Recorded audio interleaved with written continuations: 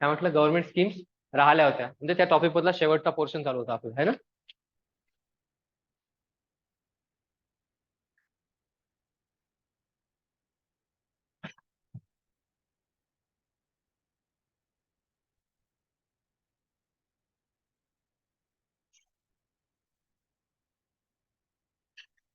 समज होतं employment unemployment काय आहे, अनएम्प्लॉईड कशाला म्हणतो आपण, कोणाला म्हणतो अनएम्प्लॉईड.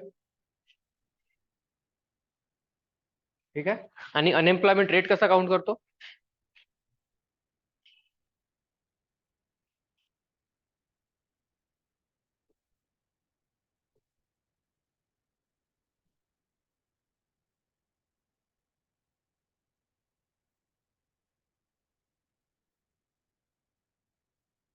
ठीक आहे.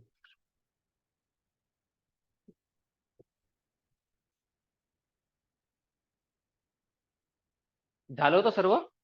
कॉजेस ऑफ अनएम्प्लॉयमेंट, जॉबलेस ग्रोथचे रिझन्स कोणते कोणते आहे, सर्व झालं होतं. समजलं आहे. जॉबलेस ग्रोथ काय असते, राहुलच ना, काय असते जॉबलेस ग्रोथ. हा, त्या ज्या नाही जॉब मिळत आहे, पण ज्या पद्धतीने आपली ग्रोथ होत आहे, इकॉनॉमिक वाढ होत आहे, त्या पद्धतीनं लोकांना जॉब नाही भेटत आहे ना. साहजिक आहे, जर का आपली इकॉनॉमी वाढतात आपण अपेक्षा करतो की आपली रोजगार निर्मिती पण झाली पाहिजे. ठीक आहे. आणि हे होण्यामागचं मुख्य कारण कोणतं आहे. मुख्य कारण हे आहे की जी ग्रोथ होत आहे ती ग्रोथ आपली सर्व्हिस सेक्टरमध्ये होत आहे, मॅन्युफॅक्चरिंग सेक्टरमध्ये होत नाहीये. ठीक आहे. वाचलं का ते मी देऊन देत होतो ते, किंवा झालेलं आपलं, है ना. बेसिक कॉजेस कोणते आहे अनएम्प्लॉयमेंटचे, कारण कोणते कोणते आहे, प्रवृत्ती बेसिक रिझन कोणते कोणते आहे, बेरोजगारीचे कारण कोणते कोणते आहे. स्किल वगैरे नाही, अनस्किल्ड. शॉर्ट मध्ये तर पहिलं कारण आहे की पॉप्युलेशन खूप जास्त आहे, इन्क्रीज पॉप्युलेशन. नंतर आहे एज्युकेशनल लेवल, लिटरेसी रेट खूप कमी आहे आपला. नंतर स्किल्स पण नाही आहे लोकांकडे, है ना. आणि जास्तीत जास्त वर्कफोर्स जो आहे तो आपला इन्फॉर्मल सेक्टरमध्ये काम करते, असंघटित क्षेत्रामध्ये. त्याच्यामध्ये कसं असते, असंघटित क्षेत्रामध्ये जॉबची कन्फर्मेशन राहत नाही, है ना. खूप कमी वेळापर्यंत लोक जॉब करतात, म्हणजे कन्फर्मेशन राहत नाही, आज आहे उद्या नाही आहे, नंतर पुन्हा आहे की नाही आहे याचं काही कन्फर्मेशन राहत नाही त्या क्षेत्रामध्ये. नंतर आहे पायाभूत सोयीसुविधा पण आहे, बेसिक इन्फ्रास्ट्रक्चर जे आहे ते आपलं विकसित झालेलं नाही आहे, त्याच्यामुळे पण रोजगार निर्मिती होत नाही, त्याच्यामुळे पण लोक बेरोजगार राहतात. हे असे खूप सारे कारण आहेत, ते आपण पाहिले होते. क्लिअर आहे ना. नंतर आहे इम्पॅक्ट ऑफ अनएम्प्लॉयमेंट, बेरोजगारीचा परिणाम काय काय पडतो, काय काय पडतो. गरिबी वाढते, पॉवर्टी वाढते, है ना. इकॉनॉमिक ग्रोथ त्या प्रमाणामध्ये होत नाही, त्या प्रमाणामध्ये व्हायला पाहिजे. ठीक आहे ना. त्याचे खूप सारे आपल्या अर्थव्यवस्थेवर निगेटिव्ह इम्पॅक्ट पडतात त्याचे. नंतर सांगितलं होतं की हे बेरोजगारी दूर करण्यासाठी आपण सरकारला कोणते कोणते सजेशन आहे ना, शिफारसी कोणत्या कोणत्या देऊ शकतो. ठीक आहे. आदेश, बेरोजगारी तू नव्हता ना मागच्या क्लासला. बेरोजगारी म्हणजे बेसिकली असते देशामध्ये जेवढे पण वर्कफोर्स आहे, वर्कफोर्स म्हणजे 15 ते 59 वगैरेतले लोक जे काम करू शकतात. भारतामध्ये कसं आहे, 14 वर्षाखालील मूल बाळाला आपण नोकरी देऊ शकत नाही, काम देऊ शकत नाही म्हणून. आणि 60 वर्षाच्या वरच्या लोकांना देऊ शकत नाही, कारण की ते करू शकत नाही. म्हणून वर्किंग एज आपला आहे 15 ते 59. मग 15 ते 59 वयोगटामध्ये जेवढे पण लोक असतील, त्या वयोगटामधल्या लोकांपैकी जेवढ्यांची जॉब करण्याची इच्छा आहे, त्यांना जर का जॉब भेटत नसेल, त्यांना म्हणतो आपण अनएम्प्लॉईड. ठीक आहे. झालं. नंतर त्याचे कारण कोणते होते, हे सर्व बेसिक गोष्टी कव्हर केल्या होत्या आपण. इम्प्रुव्हमेंटसाठी कोणते कोणते मेजर्स घ्यायचे होते हे पण कव्हर केले होते. आणि शेवटचा टॉपिक होता हा भौतिक चालू होता आपला ना, स्टेप्स टेकन बाय गव्हर्नमेंटने कोणत्या कोणत्या योजना चालू केलेल्या आहेत. सर्वात पहिला आहे इंटिग्रेटेड रुरल डेव्हलपमेंट प्रोग्राम. फक्त हेडिंग टाकून ठेवून द्या, steps taken by the government, आणि कोणत्या कोणत्या स्टेप्स गव्हर्नमेंटने घेतलेल्या आहे. पहिला आहे इंटिग्रेटेड रुरल डेव्हलपमेंट प्रोग्राम. 1980 मध्ये ही स्कीम लॉन्च केली सरकारनं.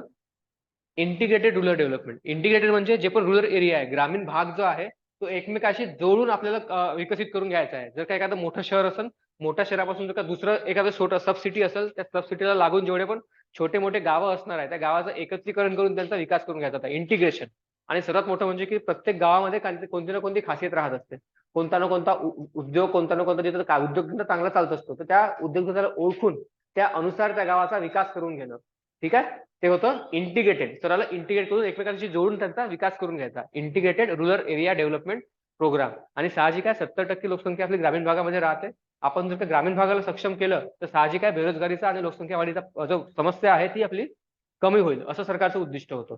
ठीक आहे. दुसरं आहे training rural youth for self employment. ग्रामीण भागामध्ये जे पण तरुण युवा पिढी आहे त्यांना असं ट्रेन करायचं जेणेकरून ते स्वतः सेल्फ एम्प्लॉयड झाले पाहिजे. नवीन नवीन उद्योजकता त्यांनी वाढवली पाहिजे.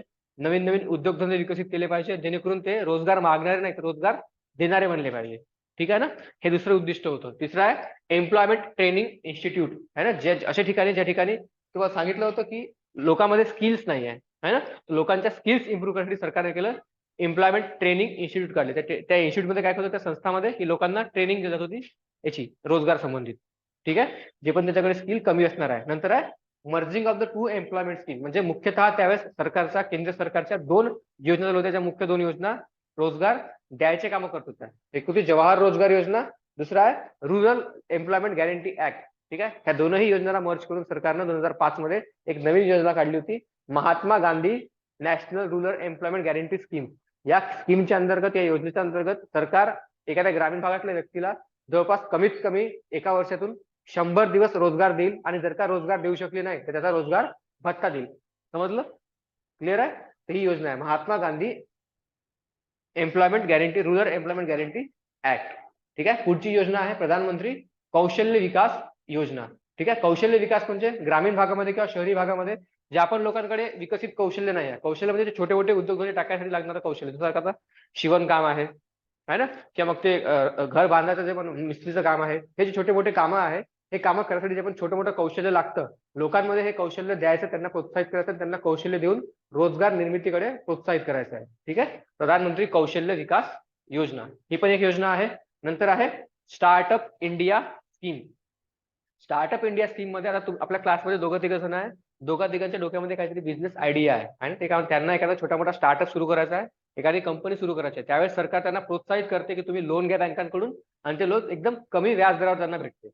ठीक आहे ना. नॉर्मली जेवढ्या बँकांकडून उद्योजकांना लोन भेटतं त्याच्यापेक्षा कमी व्याज दरामध्ये लोन त्यांना उपलब्ध करून दिलं जातं जेणेकरून त्याच्या कंपन्या त्याच्यामध्ये त्यांच्या डोक्यामध्ये जे पण आयडियाज आहे ते आयडिया ते त्याचं अंमलबजावणी करू शकले पाहिजे स्टार्टअप इंडियामध्ये. ठीक आहे.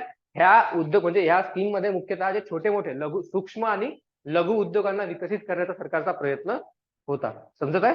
ठीक आहे. अशीच एक दुसरी योजना आहे stand up India. Stand up India म्हणजे स्वतःच्या पायावर उभे राहा.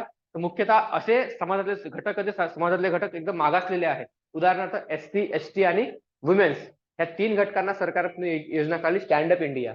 वुमेन्स महिला एससी अनुसूचित जाती अनुसूचित जमाती या 3ही वर्गातले जे पण लोक ज्यांना पण नवीन उद्योगधंदे चालू करायचे आहेत छोटे मोठे उद्योगधंदे अशा लोकांना कमी पैशामध्ये लोन किंवा कर्ज उपलब्ध करून देण्यासाठी सरकारने ही योजना चालू केली होती स्टार्टअप इंडिया आणि स्टँड अप इंडिया. समजलं. ठीक आहे. पुढचं आहे प्रधानमंत्री मुद्रा योजना. तेच आहे ज्या लोकांना कंपनी सुरू करायची आहे मुद्रा योजनामध्ये. मुद्रा म्हणजे एक बँक आहे. त्या बँकेमधून त्यांना एकदम स्वस्त दरामध्ये त्यांना कर्ज दिलं जाईल. मुद्रा योजना. ठीक आहे. फक्त याच्यामध्ये कसं होतं हे जे स्कीम हे योजना होत्या हे कोणत्याही क्षेत्रासाठी होत्या. हे जे पण कोणत्याही प्रत्येक क्षेत्रासाठी होत्या. हे फक्त कसं आहे नॉन ऍग्रिकल्चरल इंडस्ट्री गैर कृषी व्यवसायासाठी ही मुद्रा योजना होती. ठीक आहे. त्याच्यामध्ये पण कॅटेगरायझेशन केलं आहे सरकारनं. नंतर आहे दीनदयाल उपाध्याय ग्रामीण कौशल विकास योजना. जसं होतं प्रधानमंत्री कौशल्य विकास योजना ती शहरी भागासाठी होती. आता ग्रामीण भागातील लोकांचं कौशल्य विकसित करण्यासाठी सरकारनं ही योजना राबवली आहे दीनदयाल उपाध्याय ग्रामीण कौशल्य विकास योजना. ठीक आहे. सेतू. सेतू म्हणजे एक नीती आयोगचा इनिशिएटिव्ह आहे. नीती आयोगच्या इनिशिएटिव्ह मध्ये मी तुम्हाला सांगितलं होतं जे टेक्निकल बॅकग्राऊंडचे आहे इंजिनिअरिंग ITI फील्डचे आहे. ठीक आहे. यांचं स्किल्स मध्ये मिसमॅच होते म्हणजे कंपनीला जी स्किल्स पाहिजे ती यांच्याकडे राहत नाही. म्हणून अशा विद्यार्थ्यांमध्ये अशा मुलांमध्ये त्यांची स्किल वाढवली गेली पाहिजे. त्यासाठी नीती आयोगने हे एक पोर्टल काढलेलं आहे Setu self employment and talent utilisation. ठीक आहे. असे लोक ज्याच्यामध्ये क्षमता आहे चांगला रोजगार निर्मिती करण्याची किंवा जे चांगला रोजगार देऊ शकतात आपल्याला कॉन्ट्रीब्युट करू शकतात तशा लोकांना योग्य ट्रेनिंग त्यांना काउन्सिलिंग करून त्यांना मार्केटिंग करून त्यांना योग्य रोजगार उपलब्ध करून द्यायचा आहे. त्यासाठी एक पोर्टल आहे सेतू नावाचं. आपण काय पाहतो रोजगार निर्मितीसाठी सरकारनं कोणती कोणती पावलं उचललेली आहे. ठीक आहे ना. नंतर आहे नॅशनल पाईपलाईन इन्फ्रास्ट्रक्चर. हे सांगितलं होतं मी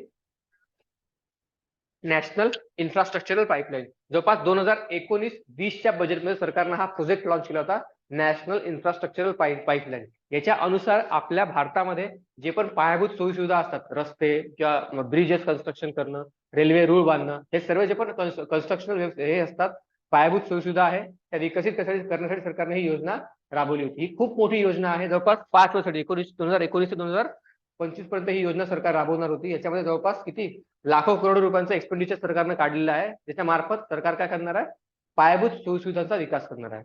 पायाभूत सोयीसुविधामध्ये रस्ते बांधणी, ब्रिजेस बांधणी, किंवा मग त्याला काय म्हणतो आपण, हॉस्पिटल्स वगैरे बांधणी म्हणा, इमारती बांधणी, हे सर्व गोष्टी या योजनेमधून सरकार करणार आहे. Infrastructure pipeline.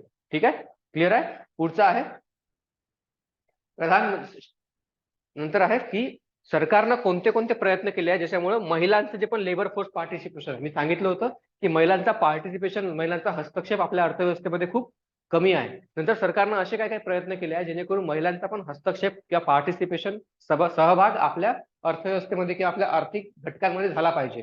अशा काही काही योजना आहेत त्या सरकारनं राबवलेल्या आहे. पहिली आहे प्रधानमंत्री महिला शक्ती केंद्र योजना. महिला शक्ती केंद्र म्हणजे महिलांची शक्ती. काही काही असे उद्योगधंदे असतात ज्याच्यामध्ये महिला अतिशय चांगल्या पद्धतीने काम करू शकतात. तर असे असे उद्योगधंदे ओळखायचे आहे आणि त्या उद्योगधंद्यामध्ये महिलांना चांगलं प्रोत्साहित करून त्यांच्याकडून रोजगार निर्मिती करून घ्यायची आहे. त्यासाठी सरकारने ही योजना काढली होती. ठीक आहे. पुढची आहे राष्ट्रीय महिला कोष. ज्या पण महिला असतात त्यांच्या कोणत्या सामाजिक समस्या राहू शकतात, कोणत्या ना कोणत्या आर्थिक समस्या राहू शकतात, त्या समस्या दूर करण्यासाठी महिलांसाठी एक कोष म्हणजे एक फंड आहे ना, त्याच्यामध्ये सरकार आपल्याकडून काही ना काही कॉन्ट्रीब्युट करत जाईल किंवा समाजातले काही घटक आहे ते पैसे त्यांच्यामध्ये कॉन्ट्रीब्युट करत जातील. ठीक आहे. आणि त्यांचा मिळून एक फंड बनवला, त्या फंड मधून महिलांना ज्या पण गरज राहील त्यांना ते पैसे वापरण्यासाठी दिले जातील. समजलं. महिला कोष, राष्ट्रीय महिला कोष. म्हणजे दुसरा आहे की अशा काही महिला ज्या सिटीमध्ये काम करतायत, ग्रामीण भागामध्ये येऊन शहरामध्ये काम करताय, त्यांची डे नाईट वर्किंग आहे, अशा महिलांना शहरी भागामध्ये हॉस्टेल्स वगैरे पण उपलब्ध करून देण्याचे प्रयत्न सरकारनं केलेले आहे. ठीक आहे. नंतरची स्कीम आहे सरकारची सबला. सबला स्कीम मध्ये काय करतात, त्याच्या नावामध्येच आहे की जे पण महिला काम करतात त्यांचं लैंगिक शोषण वगैरे झालं नाही पाहिजे म्हणून त्यांना स्किल देणं, कौशल्य, मार्शल आर्ट्स वगैरे ट्रेनिंग देणं त्या स्कीम्स नुसार. समजलं. म्हणजे महिलांचं सक्षमीकरण करून त्यांना आपल्या अर्थव्यवस्थेमध्ये कसं काय भागीदारी त्यांची वाढवू शकतो आपण, याच्या प्रयत्नासाठी सरकारनं अशा विविध प्रकारचे योजना राबवलेल्या आहेत. समजलं. आपण पाहत आहोत की सरकारनं रोजगार निर्मितीसाठी कोणत्या कोणत्या योजना राबवल्या. ठीक आहे ना. नंतर आहे सरकारने काय केलं, sexual harassment of women at the work place act आहे ना. ज्या आपण कामवर असताना एखाद्या महिलेचं जर का शोषण होत असेल, लैंगिक शोषण, त्याच्या संबंधित सरकारनं कायदा काढलेला आहे. तुम्ही व्यवसायावर असं करू शकत नाही. ठीक आहे ना. नंतर आहे इक्वल रेन्युमरेशन ऍक्ट. महिला आणि पुरुष, हा कोणतं, 12-13च आहे. त्याच्यामध्ये कसं ऍक्ट बिल जे राज्य 2012ला आलं असेल आणि इम्प्लिमेंटेशन लागू 2013 पासून झालं असेल. समजलं. क्लिअर आहे. असंच राहतं. कधी कधी काय होते, बिल 12ला येते आणि इम्प्लिमेंटेशन 13 पासून होते. कन्फ्युजन नाही राहत. ठीक आहे. 13 पासून ते अंमलात आणलं गेलं होतं. नंतर आहे enhance employability of female workforce. म्हणजे जे महिला जेवढे पण आपली कार्यशक्ती आहे त्या कार्यशक्तीला आपण कशा प्रकारे चांगल्या प्रकारे वापरू शकतो, त्यासाठी जे पण महिला उपलब्ध आहे, काम करण्याची इच्छा आहे, त्यांना योग्य स्किल्स प्रोव्हाइड करायचे आहे. त्यासाठी सरकारनं ही योजना, वेगवेगळ्या योजना सरकारनं काढलेल्या आहेत. ठीक आहे. आणि शेवटची आहे मिशन शक्ती. मिशन शक्ती म्हणजे ज्या पण क्षेत्रामध्ये महिला अग्रेसर आहे पहिलेपासून त्यांना प्रोत्साहित करणं आणि त्यांचं जे पण उत्पन्न आहे ते टिकून राहिलं पाहिजे दीर्घकाळापर्यंत, असे प्रयत्न करतो. त्याच्यामध्ये काय आहे, मिशन शक्ती. हे सर्व आपण पाहिले की रोजगार निर्मितीसाठी सरकारनं कोणते कोणते योजना राबवल्या आहे आणि महिलांना अर्थव्यवस्थेमध्ये प्रोत्साहित करण्यासाठी सरकारनं कोणत्या कोणत्या योजना सुरू केल्या आहे. ठीक आहे. क्लिअर आहे. तर हा टॉपिक आपला इथं क्लिअर होतोय है ना, एम्प्लॉयमेंट वाला. याच्यामध्ये आपण काय काय पाहिलं, सर्वात पहिले पाहिलं की बेरोजगारीची व्याख्या काय असते, डेफिनेशन पाहिली. नंतर काय पाहिलं, टाइप्स पाहिले. त्याच्यानंतर पाहिलं की एम्प्लॉयमेंट मेजर मोजतात कशी आहे ना, कोणती संस्था मोजते आपल्या याच्यामध्ये, NSSO 3 पद्धतीमध्ये मोजते. आंतरराष्ट्रीय लेवलवर ILOC मध्ये इंटरनॅशनल लेवल ऑर्गनायझेशन मोजते. ठीक आहे. नंतर काय पाहिलं, नेचर ऑफ अनएम्प्लॉयमेंट, त्याचं स्वरूप कसं आहे. नंतर होती एम्प्लॉयमेंट जनरेशनची गरज काय आहे, what is the need of employment generation. नंतर पाहिलं प्रकार किती आहे बेरोजगारीचे, टाइप्स ऑफ अनएम्प्लॉयमेंट. नंतर पाहिलं असेल की जॉबलेस ग्रोथ काय आहे, जॉबलेस ग्रोथची कारणं कोणती कोणती आहे. ठीक आहे ना. नंतर पाहिलं की बेरोजगारीची कारणं कोणती कोणती आहे ना, बेरोजगारीची जी पण कारणं आहे आणि त्याचे परिणाम कोणते कोणते आहे, इम्पॅक्ट कोणते कोणते आहे. ठीक आहे. नंतर पाहिलं शिफारसी कोणत्या कोणत्या करू शकतो आपण, बेरोजगारी सरकारनं कशी कमी केली जाऊ शकते. नंतर पाहिलं की सरकारनं कोणते कोणत्या योजना राबवलेल्या आहेत. तर हे सर्व झालं आपल्या बेरोजगारी संबंधित. तर हा जो आपला पहिला टॉपिक होता इथं इकॉनॉमिक डेव्हलपमेंट, हा टॉपिक आपला इथं कव्हर झालेला आहे. या टॉपिक मध्ये आपण 3-4 टॉपिक डिस्कस केले. पहिला होता इकॉनॉमिक ग्रोथ अँड डेव्हलपमेंट. या मग इकॉनॉमिक ग्रोथ डेव्हलपमेंट संबंधित आपण बेसिक कन्सेप्ट होत्या, GDP, GNP हे सर्व काय आहे, पर कॅपिटा इन्कम काय आहे, आहे ना. हे सगळ्या गोष्टी आपण याच्यामध्ये डिस्कस केल्या आहे. फायनान्शियल इयर काय आहे, बेस इयर काय आहे ना, फॅक्टर कॉस्ट काय आहे, अजून मार्केट प्राइस काय आहे. काय असते मार्केट प्राइस? मार्केट प्राइस काय असते?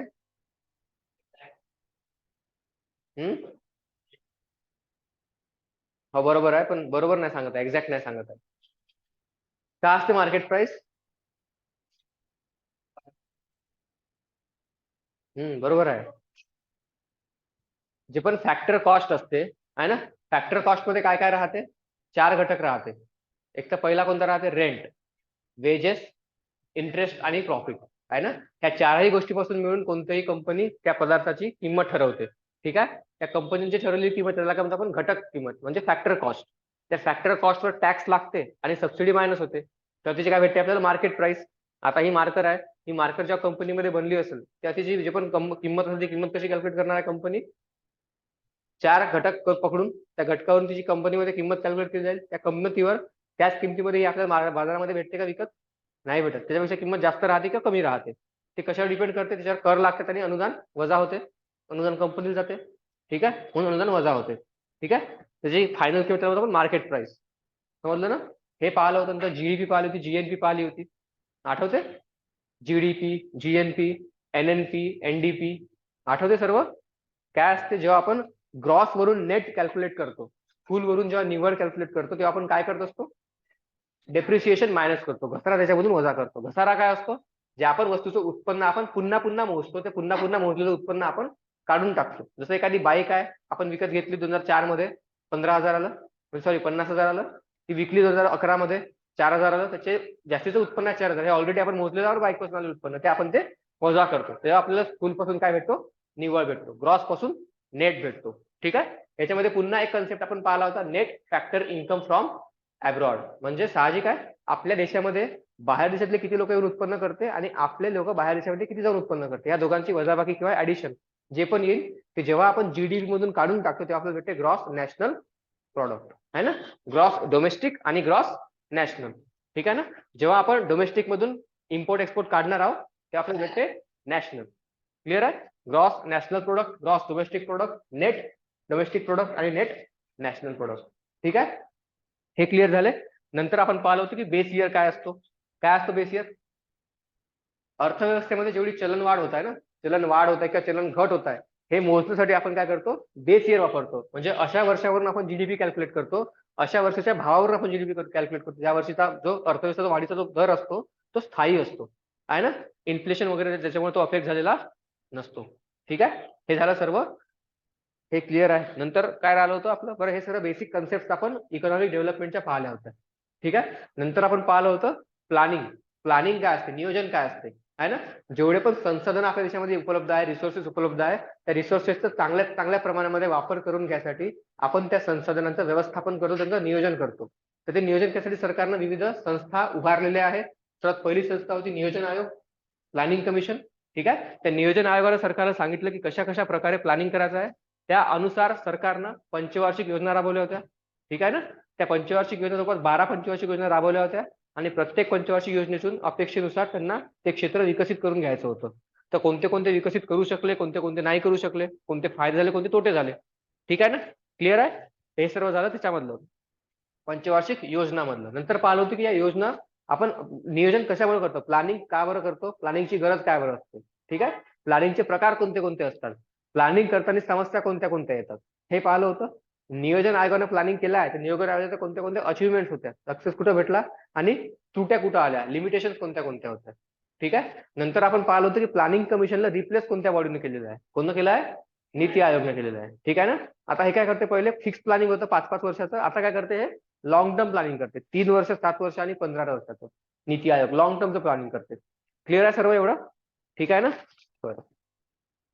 नंतर आपण पाहिलं होतं नियोजनामध्ये मग नीती आयोगाच्या कोणत्या कोणत्या अचिव्हमेंट्स आहे, फेलियर कोणते कोणते आहे, नीती आयोगाला आपण सुधारू करू शकतो, शिफारसी कोणत्या कोणत्या देऊ शकतो, हे सर्व आपण त्याच्यामध्ये डिस्कस केलं होतं. त्याच्यानंतरचा टॉपिक होता आपला मोबिलायझेशन ऑफ रिसोर्सेस, संसाधनांचं एकत्रीकरण. मोबिलायझेशन रिसोर्सेस बेसिकली संसाधनं हे 3 प्रकारचे असतात, नैसर्गिक संसाधनं, मानवी संसाधनं आणि वित्तीय संसाधनं, फायनान्शियल रिसोर्सेस. या तीनही कडून पैसे सरकारला गोळा करून ठेवायचे आहे आणि ते गोळा करून ठेवण्यामागचं उद्दिष्ट काय आहे, का बरं आपण गोळा करून ठेवले पाहिजे आणि व्यवस्थित ते वापरले गेले पाहिजे, हे सर्व आपण डिस्कस केलं आहे. शेवटचा टॉपिक होता नाही, पुढचा टॉपिक होता इकॉनॉमिक ग्रोथ अँड डेव्हलपमेंट. हे पण पाहिला होता आपण. ग्रोथ काय असते, डेव्हलपमेंट काय असते. ग्रोथ म्हणजे फक्त एक युनिडायमेन्शनल आहे, डेव्हलपमेंट ही मल्टी डायमेन्शनल आहे. ग्रोथ फक्त इकॉनॉमिक ऍस्पेक्ट आहे, डेव्हलपमेंट पॉलिटिकल, इकॉनॉमिक आणि सोशल ऍस्पेक्ट तीनही ऍस्पेक्टचा येतो. ग्रोथ काय असते, क्वांटिटेटिव्ह असते. डेव्हलपमेंट ही क्वालिटेटिव्ह असते. ठीक आहे ना. ग्रोथ कशामध्ये मोजतो, जीडीपी मध्ये मोजतो. डेव्हलपमेंट एचडीआय मध्ये मोजतो, ह्युमन डेव्हलपमेंट इंडेक्स मध्ये. ठीक आहे. हे सर्व आपण पाहिलं होतं. विकासाशिवाय वाढ होऊ शकते, डेव्हलपमेंट शिवाय ग्रोथ होऊ शकते, पण ग्रोथ शिवाय डेव्हलपमेंट होऊ शकत नाही. हे पण सर्व हे डिस्कस केलं आहे आपण. ग्रोथ का बरं आहे, भारताची परिस्थिती कशी आहे, अर्थव्यवस्थेची वाढ कशी करून घ्यायची आहे ना. नंतर जे नवीन आर्थिक धोरण आणले होते आपण एलपीजीचे, ते पण डिस्कस केले केले आहे ना. लिबरलायझेशन, प्रायव्हेटायझेशन, ग्लोबलायझेशन हे पण डिस्कस केलं आहे. नंतरचा आपला शेवटचा टॉपिक होता एम्प्लॉयमेंट, आहे ना, बेरोजगारी. तर बेरोजगारी काय असते, तिचे प्रकार कोणते कोणते असतात, आहे ना, परिणाम काय असतात, कारण काय आहे, हे सर्व आपण डिस्कस केलं आहे. तर हा जो पहिला मॉड्यूल होता ना आपला, पहिला टॉपिक हा आपला इथं कव्हर होत आहे. क्लिअर आहे सर्वांना. ठीक आहे. आता जो दुसरा टॉपिक आहे आपला, त्याचं नाव आहे inclusive growth and issues arising from it. टाकून द्या heading, inclusive growth and issues arising from it.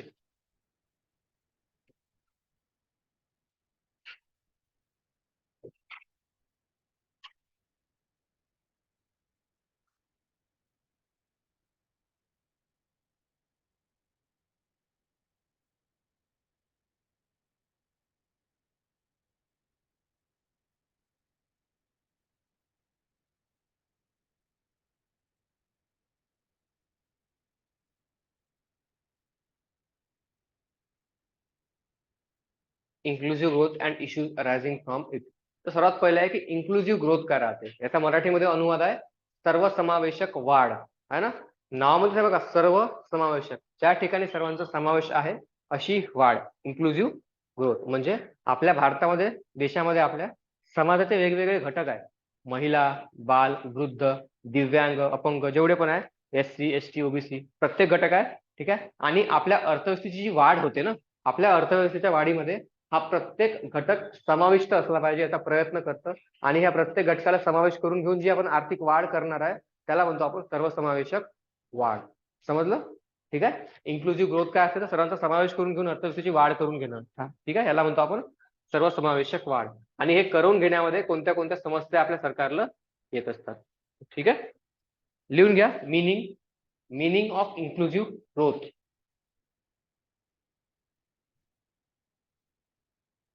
Meaning of inclusive growth, त्याच्यामध्ये एक वाक्य लिहून घ्या. Inclusive growth is economic growth. Inclusive growth is economic growth that creates opportunity for all segments of the population. Inclusive growth is the economic growth that creates opportunity for all the segments of the population.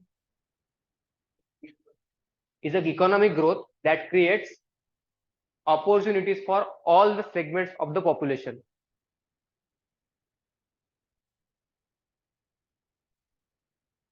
That creates opportunity for all the segments of the population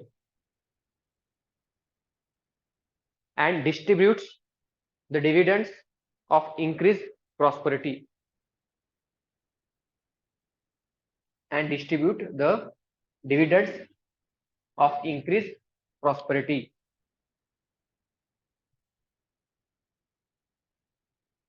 And distributes the dividends of increased prosperity. ठीक आहे. म्हणजे सर्वांसाठी समान संधी उपलब्ध करून द्यायचा आहे, ऑपॉर्च्युनिटी, आणि त्याच्यामधून त्यांचा वाढ किंवा विकास घडवून आणायचा आहे. त्या प्रक्रियेला म्हणतो आपण इन्क्लुझिव्ह ग्रोथ. ठीक आहे. वाढत्या ज्या पण भारतीय काळामध्ये, भारतीय आपल्या अर्थव्यवस्थेत ज्या पण वाढत्या समस्या आहेत, त्यांना अनुसरून सरकारने जे 11वा आणि 12वा पंचवार्षिक योजना होती, 11th and 12th 5-year plan, ह्या दोनही प्लॅन्स मध्ये खास करून ह्या विषयावर जास्तीत जास्त फोकस दिला गेला होता, सर्वसमावेशक वाढ, इन्क्लुझिव्ह ग्रोथ कडे. कारण की येणाऱ्या टाइम मध्ये आपल्या देशामध्ये हे समस्या खूप उद्भवणार आहे. त्यासाठी आपल्याला आतापासून प्रत्येक घटकाचा विकास करून घेणं हे खूप जास्त गरजेचं आहे. ठीक आहे. पुढचा पॉईंट लिहा. 11th and 12th 5-year plan. 11th and 12th 5-year plan focused on inclusive growth. Focused on inclusive growth.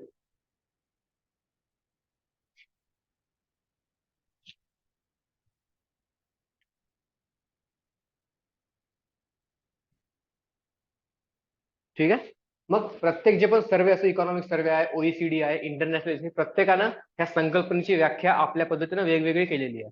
ठीक आहे. हिचा बेसिक अर्थ काय आहे? समाजातल्या जेवढे प्रत्येक घटकांना अर्थव्यवस्थेमध्ये समावेश करून घ्यायचा. कसा समावेश कर त्यांचा? कारण की त्यांचं आर्थिक उत्पन्न वाढवू.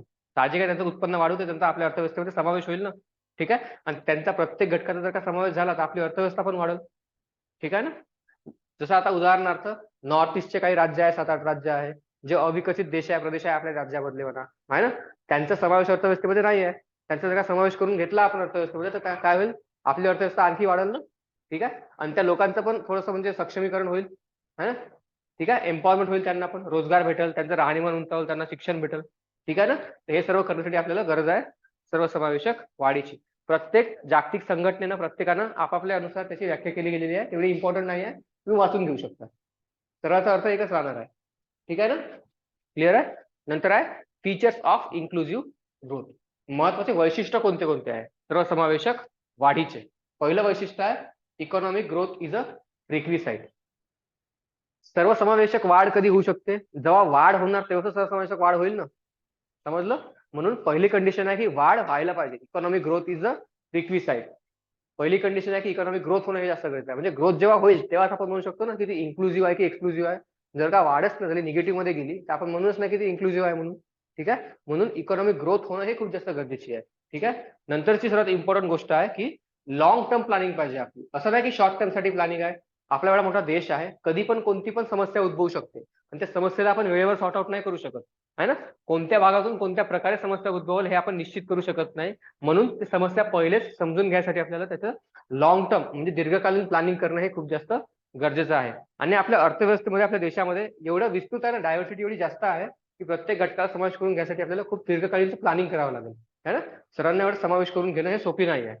ठीक आहे. नंतरचा प्लॅनिंग आहे focus on both pace and pattern of the growth. Pace and pattern म्हणजे पेस म्हणजे गती. ज्या गतीनं आपली वाढ होत आहे ते गती पाहावं लागेल आणि पॅटर्न म्हणजे कोणत्या कोणत्या क्षेत्रामध्ये वाढ होत आहे. ठीक आहे. तर उदाहरणार्थ आपल्या अर्थव्यवस्थेचे 3 क्षेत्र आहे: कृषी, औद्योगिक आणि सेवा क्षेत्र, आहे ना, ऍग्रिकल्चरल, इंडस्ट्रियल आणि सर्व्हिस सेक्टर. तर प्रत्येक क्षेत्रामध्ये कोणत्या गतीनं वाढ होत चाललेली आहे, कोणतं क्षेत्र कोणत्या गतीनं वाढत आहे, औद्योगिक क्षेत्र कोणत्या गतीने वाढत चाललेलं आहे, औद्योगिक क्षेत्र कोणत्या गतीने वाढत आहे, आणि सेवा क्षेत्र सर्वात जास्त गतीनं कोणतं वाढत आहे, सर्वात कमी गतीनं कोणतं वाढत आहे. मग आपल्याला कशावर लक्ष केंद्रित केलं गेलं पाहिजे, आहे ना. जर का आपण एखाद्या क्षेत्रावर लक्ष केंद्रित केलं त्याच्यावरून किती लोकांना फायदा होईल, आहे ना, हे सर्व अनालिसिस करणं आपल्याला गरजेचं आहे. म्हणून आर्थिक वाढीचा काय दर आणि कोणत्या क्षेत्रात वाढत आहे म्हणजे पेस आणि पॅटर्न पद्धत कोणत्या पद्धतीने वाढत आहे हे पण समजून घेणं गरजेचं आहे. कशासाठी? सर्वसमावेशक वाढ करण्यासाठी. समजलं. ठीक आहे. पुढचं आहे focuses on productive employment rather than income redistribution. म्हणजे कशावर फोकस पाहिजे? प्रोडक्टिव्ह एम्प्लॉयमेंट, रोजगार निर्मितीवर फोकस पाहिजे, ना की नंतर इन्कम डिस्ट्रीब्युशन मध्ये.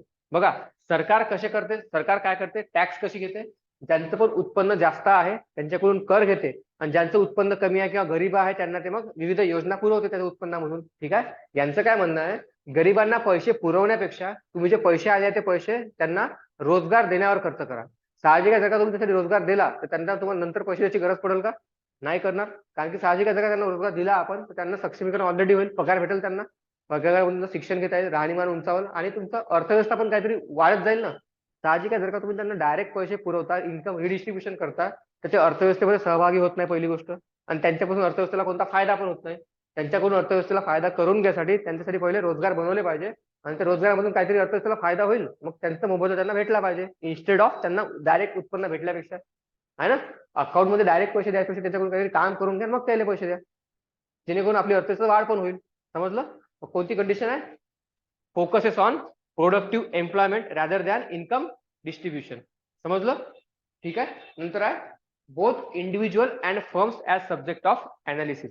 इंडिव्हिज्युअल म्हणजे आणि फर्म म्हणजे एखादी कंपनी कशी वाढत चाललेली आहे, म्हणजे देशामध्ये विविध प्रकारच्या कंपन्या आहेत, प्रत्येक क्षेत्रामधील कंपन्या ह्या कशा गतीनं वाढत चाललेल्या आहे आणि त्या गतीमध्ये जे इंडिव्हिज्युअल आहे, एखादा विशिष्ट वैयक्तिक घटक आहे, तो विशिष्ट वैयक्तिक घटक कोणत्या पद्धतीने वाढत चाललेला आहे ना, याचा पण सिलेबस अनालिसिस करणं हे खूप जास्त गरजेचं आहे.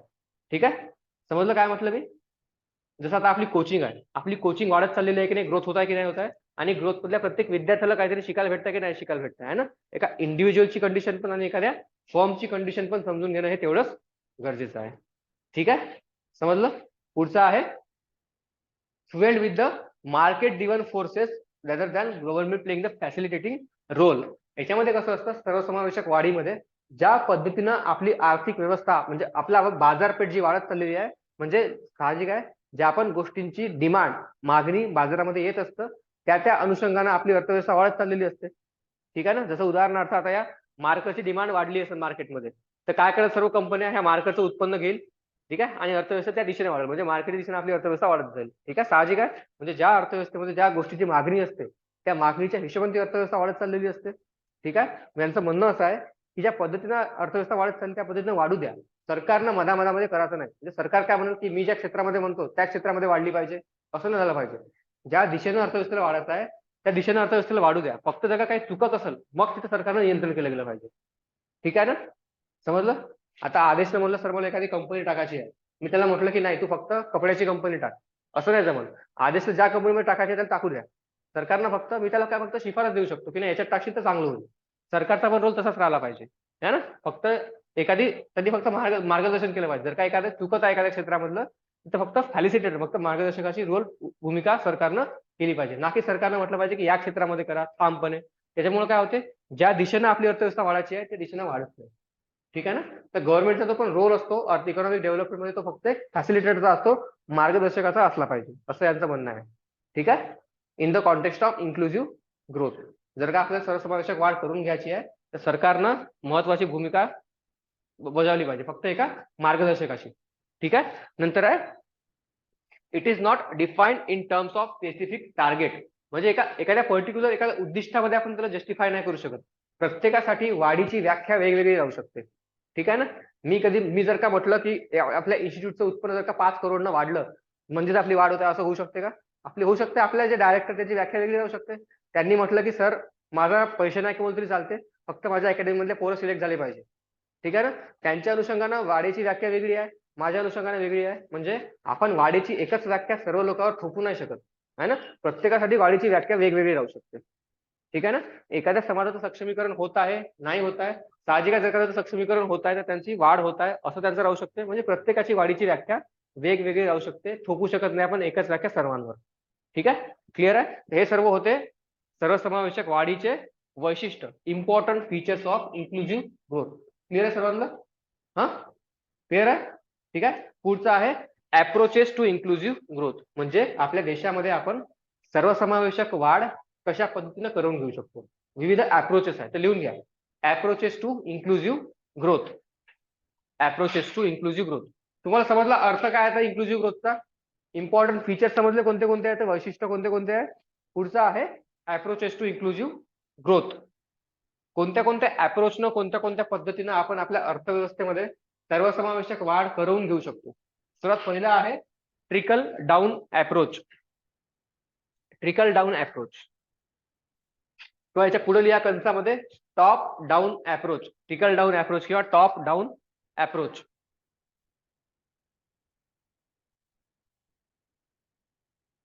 ठीक आहे ना. लिहिलं तर लक्ष द्या. सरकारचं काय म्हणणं होतं किंवा माझं काय म्हणणं, समजा आता एक्झाम्पल क्लासमध्ये मी म्हटलं की आपल्याला आपल्या क्लासचं उत्पन्न वाढवायचं आहे ना. आपल्या क्लासचं उत्पन्न वाढवायचं. कसं वाढवायचं, म्हणजे सर्वांचा समावेश झाला पाहिजे क्लासमध्ये उत्पन्न वाढवण्यामध्ये, आणि आपल्याला आपल्या क्लासचं उत्पन्न वाढवायचं आहे. मी काय म्हटलं, आदेश आणि राहुल दोघं जण खूप चांगले हुशार विद्यार्थी आहे, यांच्याकडे मी जेवढी पैसे गुंतवणूक करायची आहे हे सर्व पैसे मी या दोघांकडे देऊन देतो.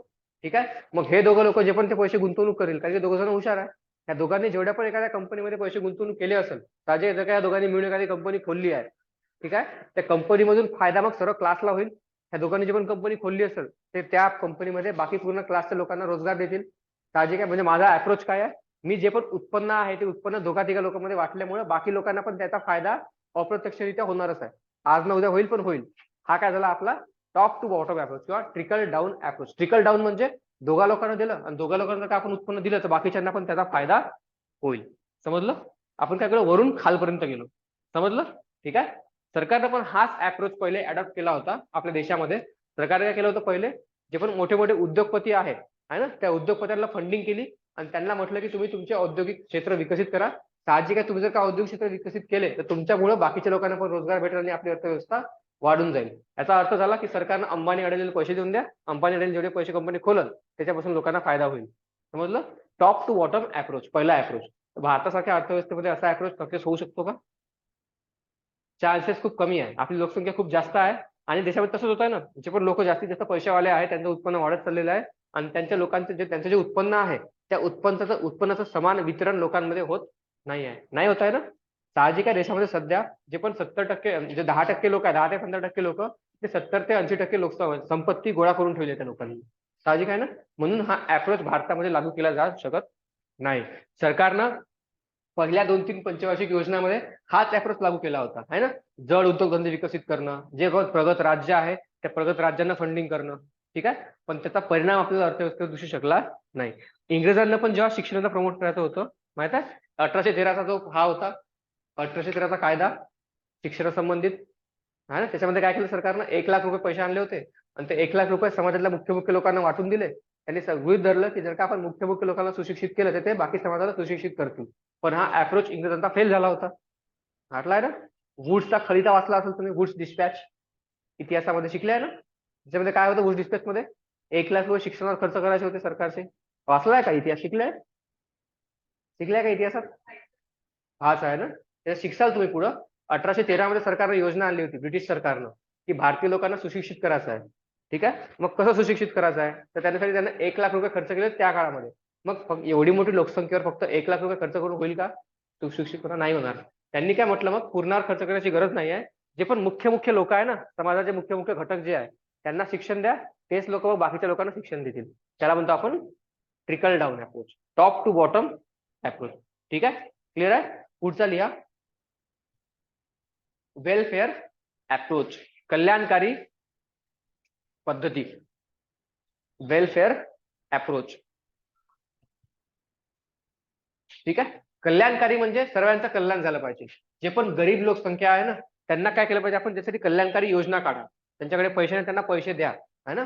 वेलफेअर योजना, याच्यामध्ये काय अप्रोच ठेवतो आपण, optimal resources, utilisation of resources. जे पण संसाधनं उपलब्ध आहे ते संसाधनं कोणत्या ना कोणत्या पद्धतीने लोकांपर्यंत पोहोचवायचे आहे, हा अप्रोच राहतो आपल्याला. ठीक आहे. लोकांचं जर का कल्याण करायचं असेल तर त्यांना आपण त्यांचे पैसे पुरवले गेले पाहिजे, हा अप्रोच राहतो. जसं आपली सरकार करते ना, खूप साऱ्या योजना काढते गरीब लोकांसाठी, ज्यांच्याकडे घर नाही आहे, तर त्याला काय म्हणतो आपण, कल्याणकारी पद्धत. लोकांना पैसे देऊन द्या डायरेक्टली, जेणेकरून त्याचं कल्याण झालं पाहिजे. त्यांना जे पण आवश्यक गोष्टी असतात ते मग ते घेत राहतील त्यांना फक्त उत्पन्न वितरण करा त्यांच्यापर्यंत.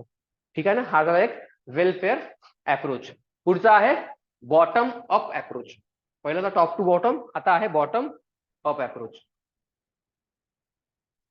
ठीक आहे. हा जो टॉप टू बॉटम होता याच्या अपोजिट आहे, पूर्ण विरुद्ध आहे. जो टॉप टू बॉटम होता याच्या पूर्णतः हा विरुद्ध आहे, बॉटम टू अप्रोच. म्हणजे वरती कसं पहिले काय सांगितलं, जे समाजातले मुख्य मुख्य घटक आहे त्यांना पैसे वाटा. याच्यामध्ये काय करते, मुख्य घटकांना नको, जे मुख्य लोक आहे काम करणारे त्या लोकांपर्यंत पैसे पोहोचवणार. ते कसे पोहोचणार आहे, लोकांशी कनेक्टेड करत. जसं कोणत्या संस्था आहे, केंद्र सरकार कनेक्टेड राहते का लोकांशी, राज्य सरकार राहते का, कोणत्या राहते, स्थानिक स्वराज्य संस्था राहते. म्हणून या अप्रोच मध्ये काय करायचा प्रयत्न आहे की स्थानिक स्वराज्य संस्थांना बळकट करा. जे पण योजना राबवायच्या आहे ते योजना स्थानिक स्वराज्य संस्थांकडून राबवून घ्या, ग्रामपंचायत, नगर परिषद, आहे ना. फंडिंग जेवढी पण राहील प्रकल्पाची सगळी फंडिंग कोणाला द्या, स्थानिक स्वराज्य संस्थांना द्या आणि त्यांच्या मार्फत विकास करा.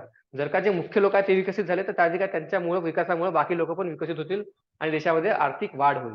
असा लॉजिक याच्या मागे आहे. त्याच्या बाकीची संकल्पना आहे कोणती आहे ती, डिसेंट्रलायझेशन, विकेंद्रीकरणाची संकल्पना आहे. समजलं, विकेंद्रीकरण. हे काय झालं, बॉटम टू अप अप्रोच. म्हणजे खालच्या लोकांना पहिले सक्षम करा, त्यांना सक्षम केलं साहजिक आहे की वरचे लोक पण हळूहळू सक्षम होतील. ठीक आहे. टॉप टू बॉटम अप्रोच आणि bottom to up approach. Clear आहे सर्वांना. हा, कोणते कोणते पाहिले आपण आतापर्यंत, पहिलं टॉप टू बॉटम, दुसरं वेलफेअर अप्रोच कल्याणकारी, तिसरं होतं बॉटम अप अप्रोच. क्लिअर आहे. त्याला काय म्हणतो आपण, पार्टिसिपेटरी प्लॅनिंग, म्हणजे सर्वांचा सहभाग असलेले नियोजन. त्यासाठी ग्रामसभेमध्ये कोणी एक व्यक्ती हे घेतो का डिसिजन, सर्व मिळून घेतात ना, सर्वांचा हस्तक्षेप असतो, म्हणून त्याच्यामध्ये पण सर्वांचा समावेश आहे त्याच्यामध्ये. ठीक आहे ना. हे झालं बॉटम अप अप्रोच. नंतर आहे public relationship approach. Public relation approach, public relationship म्हणजे जे पण नियोजन आपण करतो, सरकारचा वापर करतो किंवा वितरण करतो, याच्यामध्ये लोकांकडून सल्ला मसलत केलं गेलं पाहिजे. सरकार म्हणजे सरकारने ज्या पण योजना राबवलेल्या आहे त्या योजना खरंच लोकांपर्यंत पोहोचत आहे की नाही पोहोचत आहे, त्या योजनांचा फायदा, त्या योजनेचं उद्दिष्ट ते पूर्ण करू शकत आहे की नाही करू शकत आहे, हे सर्व अनालिसिस आपण याच्यामध्ये करत असतो. म्हणजे सरकार आणि लोकांमधले संबंध कसे आहे हे आपण जास्तीत जास्त कसे चांगले करू शकतो याच्याकडे ह्या संबंधावर ह्या अप्रोच मध्ये भर दिला जातो. समजत आहे? ठीक आहे. काय आहे? Public relationship approach. याच्यामध्ये काय करतो आपण, जे पण संसाधन आपल्याला एकत्र करायचे आहे ते संसाधन लोकांच्या हिशोबाने, त्यांना ज्या पण संसाधनाची गरज आहे ते संसाधन त्या हिशोबाने आपण गोळा करून त्यांचं वितरण लोकांच्या हिशोबाने आपण करत असतो. ठीक आहे. याच्यामध्ये सरकार आणि लोकांच्या मधला संवाद आपण जास्तीत जास्त प्रमाणामध्ये विकसित करण्याचा प्रयत्न करतो, जेणेकरून सरकारच्या ज्या पण योजना आहे त्याची अंमलबजावणी होत नाही, त्याच्यामध्ये कोणते कोणते सुधारणा करायची गरज आहे, जेणेकरून त्याचा फायदा लोकांना होईल आणि त्या योजना आपलं उद्दिष्ट पूर्ण करू शकल. समजलं? ठीक आहे. तर हे सगळे झाले अप्रोचेस. 4 अप्रोच पाहिले. सर्वात पहिले पाहिलं की सर्वसमावेशक वाढीची व्याख्या काय आहे, त्याचा अर्थ काय आहे. नंतर काय पाहिलं, फीचर्स, त्याचे वैशिष्ट्य पाहिले. नंतर पाहिलं की त्याचे अप्रोचेस कोणते कोणते आहे, कोणत्या कोणत्या पद्धतीने आपण आपल्या अर्थव्यवस्थेमध्ये सर्वसमावेशक वाढ घडवून आणू शकतो. 4 पाहिले, टॉप टू बॉटम किंवा ट्रिकल डाऊन अप्रोच. नंतर पाहिला welfare approach, bottom up approach आणि पब्लिक रिलेशनशिप अप्रोच. ठीक आहे. नंतर आहे एलिमेंट्स ऑफ इन्क्लुझिव्ह ग्रोथ, है ना. सर्वसमावेशक वाढीमध्ये कोणते कोणते तत्व असतात. एलिमेंट्स ऑफ, हेडिंग टाकून द्या, एलिमेंट्स ऑफ इन्क्लुझिव्ह ग्रोथ. कशा कशामुळे आपण सर्वसमावेशक वाढ घडवून आणू शकतो. ठीक आहे ना. सर्वात पहिला आहे रोजगार निर्मिती, एम्प्लॉयमेंट जनरेशन. जर का आपल्याला दुर्गम भागातल्या लोकांना अर्थव्यवस्थेमध्ये समाविष्ट करून घ्यायचा आहे, सर्वात पहिले त्या लोकांच्या त्या एरिया, त्या भागामध्ये आपल्याला रोजगार निर्मिती करावी लागेल, है ना. साहजिक आहे, जर का आपण त्यांना रोजगार दिला तर त्यांचा पण समावेश आपल्या अर्थव्यवस्थेमध्ये होईल. ते पण कोणत्या ना कोणत्या स्वरूपाचा कॉन्ट्रीब्युट करतील अर्थव्यवस्थेमध्ये. रोजगार भेटल्यावर तेव्हा जे पण काम करतील ना, त्या कामामुळे आपलं उत्पन्न वाढेल ना, राष्ट्रीय उत्पन्न. ठीक आहे. क्लिअर आहे. तर हे झालं आपलं सर्वात पहिलं आहे एम्प्लॉयमेंट जनरेशन. साहजिक आहे, जेव्हा आपण एखाद्या क्षेत्रामधील लोकांना किंवा व्यक्तींना आपण रोजगार देत असतो, त्या भागातले लोक जे आहे सामाजिक दृष्ट्या थोडेसे सक्षम बनतात. का बरं? कारण की ते आर्थिकदृष्ट्या सक्षम बनतात. आणि ज्यावेळेस सामाजिक आणि आर्थिक परिस्थिती लोकांची सुधारते तेव्हा त्या ठिकाणची राजकीय परिस्थिती आपोआप सुधारते.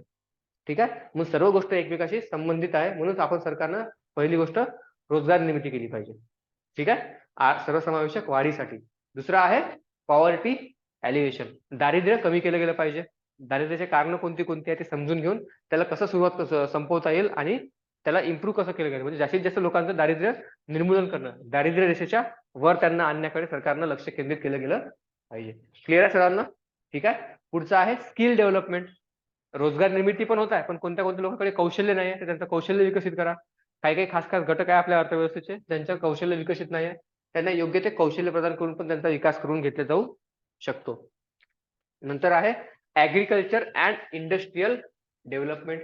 जर का आपल्याला एवढी मोठी लोकसंख्या आहे, प्रत्येक लोकसंख्येचा समावेश अर्थव्यवस्थेमध्ये करून घ्यायचा आहे, तर अशा क्षेत्रांना विकसित करावं लागेल. ऑलरेडी ज्या क्षेत्रामध्ये, एक तर ऑलरेडी ज्या क्षेत्रामध्ये लोक काम करतात त्या क्षेत्राला करा, किंवा मग अशा क्षेत्राला विकसित करा ज्या क्षेत्रामध्ये आपण जास्तीत जास्त लोकांना रोजगार देऊ शकतो किंवा अर्थव्यवस्थेमध्ये उत्पन्न वाढवू शकतो. दोन क्षेत्र आहे, कृषी क्षेत्र आणि दुसरं आहे औद्योगिक क्षेत्र. साहजिक आहे, आपल्या देशातली जवळपास 55 ते 60% लोक कृषी क्षेत्रामध्ये काम करतात.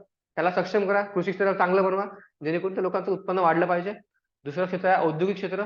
औद्योगिक क्षेत्र जर का आपण विकसित केलं तर लोकांना जास्तीत जास्त प्रमाणामध्ये रोजगार भेटू शकतो आणि त्यांचा समावेश आपल्या अर्थव्यवस्थेमध्ये होऊ शकतो. एवढी मोठी लोकसंख्या आहे, प्रत्येक लोकांना आपण इंजिनियर, डॉक्टर नाही म्हणू शकत ना, सेवा क्षेत्रामध्ये नाही पाठवू शकत. आपण त्यांना कुठं पाठवू शकतो? एखाद्या फॅक्टरीवर काम करायला पाठवू शकतो ना कमीत कमी. म्हणून आपल्याला औद्योगिक क्षेत्र पण तेवढं विकसित करण्याचं गरजेचं आहे, तेवढं जेवढं कृषी क्षेत्र आहे. साहजिक आहे, कृषी क्षेत्र आपल्याकडे आहे, जास्तीत जास्त लोक 50 ते 55% लोक कृषी क्षेत्रामध्ये काम करतात. पण कृषी क्षेत्रामधून जेवढं उत्पन्न भेटायला पाहिजे, कमवायला पाहिजे, तेवढं उत्पन्न कृषी क्षेत्रामधून लोक कमवत नाही आहे. म्हणून कृषी क्षेत्र आणि औद्योगिक क्षेत्र दोघांना आपण सोबत सोबत विकसित करणं गरजेचं आहे. समजत आहे? ठीक आहे. नंतर आहे ऍक्सेस टू इसेन्शियल सर्व्हिसेस. ज्या पण मूलभूत गरजा आहे ना, त्या मूलभूत गरजापर्यंत लोकांना पोहोचवणं खूप गरजेचं आहे. आता मूलभूत गरजा केव्हा पोहोचल? जेव्हा त्याच्यामध्ये मनुष्यबळ विकसित असेल. जसं उदाहरणार्थ आहे हेल्थ, आरोग्य सुविधा. आरोग्य सुविधा जर का लोकांना जास्तीत जास्त जर का द्यायच्या असेल तर आपल्याला काय पाहिजे? डॉक्टरची संख्या वाढली पाहिजे देशामध्ये. साहजिक आहे ना, सध्या आपल्याकडे डॉक्टरची संख्या खूप कमी आहे. कोरोना काळामध्ये आपण पाहिलं होतं. म्हणून सरकारनं याच्या भरत्या वाढवल्या पाहिजे डॉक्टर लोकांच्या, आणि याच्यावर भर दिला गेला पाहिजे की कसे आपण जास्तीत जास्त डॉक्टर, इफेक्टिव्ह डॉक्टर आपण निर्मित करू शकतो. दुसरं आहे एज्युकेशन. देशामध्ये साक्षरता पूर्ण नाही आहे. साक्षरता म्हणण्यापेक्षा सुशिक्षित लोक खूप कमी आहे अर्थव्यवस्थेमध्ये आपल्या देशामध्ये. ठीक आहे. त्यासाठी काय करावं लागतं? शाळा काढावं लागतं. शाळांना शिक्षक लोक लागतील, आणि शिक्षक लोक फक्त शिक्षक नाही लागणार आहे, ते क्वालिटी सांगणार आहे, क्वालिटी शिक्षक लागणार आहे ना, गुणात्मक विकास दर्जा असलेले शिक्षक लोक लागणार आहे याच्यासाठी. नंतर आहे डिफेन्स सर्व्हिसेस. डिफेन्स सर्व्हिसेस म्हणजे सुरक्षा यंत्रणा विकसित करावं लागेल आपल्याला. जसं पोलीस फोर्स आहे, पोलीस फोर्समध्ये मनुष्यबळाची कमतरता आहे. एका व्यक्तीला 48 तास काम करावं लागतं. आणि त्याच्यामुळे सरकारने काय केलं पाहिजे, मनुष्यबळ वाढवलं पाहिजे, जेणेकरून त्यांना सुरक्षा यंत्रणा आपण विकसित करू शकलो पाहिजे. ठीक आहे. नंतरचं आहे सॅनिटेशन, आहे ना, स्वच्छता प्रत्येक गावामध्ये वगैरे. ठीक आहे. आणि हे जे आपल्याला विकसित करायचं आहे त्यासाठी आपल्याला इन्फ्रास्ट्रक्चर बनवावं लागेल. आणि ते इन्फ्रास्ट्रक्चर बनवायसाठी आपल्याला लोकांची गरज पडेल, आणि तेव्हा लोकांचा समावेश पण अर्थव्यवस्थेमध्ये होईल. क्लिअर आहे. पुढचा पॉईंट आहे गुड गव्हर्नन्स. प्रशासनामध्ये ज्या पण त्रुट्या आहेत त्या प्रशासनामधील त्रुट्या पण आपल्याला कमी कराव्या लागतील. आपल्याला सुशासन करावं लागेल. त्याच्यामध्ये कोणते कोणते घटक आहे, पहिला आहे 8 घटक येतो त्याच्यामध्ये. सर्वात पहिला आहे, लिहित आहे तुम्ही सोबत पॉईंट, लिहित आहे सोबत गुड गव्हर्नन्स. त्या गुड गव्हर्नन्स मधले 8 पॉईंट आहे, इम्पॉर्टंट आहे, लिहून घ्या. सर्वात पहिला आहे रूल ऑफ लॉ. प्रशासन माहिती आहे काय असते, प्रशासन गव्हर्नन्स काय असते, गव्हर्नन्स किंवा प्रशासन काय असतं माहित आहे, काय असते प्रशासन? काय असते प्रशासन, काय असते गव्हर्नन्स, काय असते आदेश, काय असते प्रशासन? राहुल, काय असते प्रशासन? हा बरोबर आहे. बघा, आपल्या देशामध्ये जे आपलं संविधानिक संस्था आहे, आपली जी अर्थव्यवस्था की आपला देश जो आहे तो कसा चालतो, 3 मुख्य संस्था आहे. पहिला आहे कायदे प्रणाली, लेजिस्लेचर. दुसरा आहे एक्झिक्युटिव्ह, ते कायद्याची अंमलबजावणी करणारं, आहे ना. तिसरा आहे न्यायपालिका, कायदे बरोबर लागू केले जात आहे की नाही लागत आहे, हे तीनही क्षेत्र आहे. ठीक आहे. ह्या तीनही मोठ्या मोठ्या संस्थांना आपापसामध्ये जोडणाऱ्या जे पण गोष्टी आहेत किंवा प्रशासन जे पण यंत्रणा आहे त्या यंत्रणेला म्हणतो आपण प्रशासन. एखादा कायदा बनला असेल, तो कायदा बनवण्यामागे जे पण गोष्टी लागतात ते पुरवणारी, ते कायदा बनवलेला लागू करून घेणारी जी यंत्रणा, तिला गव्हर्नमेंट जे पण हे आहे यंत्रणा आहे, ते व्यवस्थित पद्धतीने लागू घेण्याची जी पण यंत्रणा काम करते त्याला म्हणतो आपण प्रशासन. समजलं. त्या तीनही घटकांना आपापसामध्ये जोडणारी जी पण यंत्रणा आहे ती आहे प्रशासन. हे खिडकी लावून घे बरं.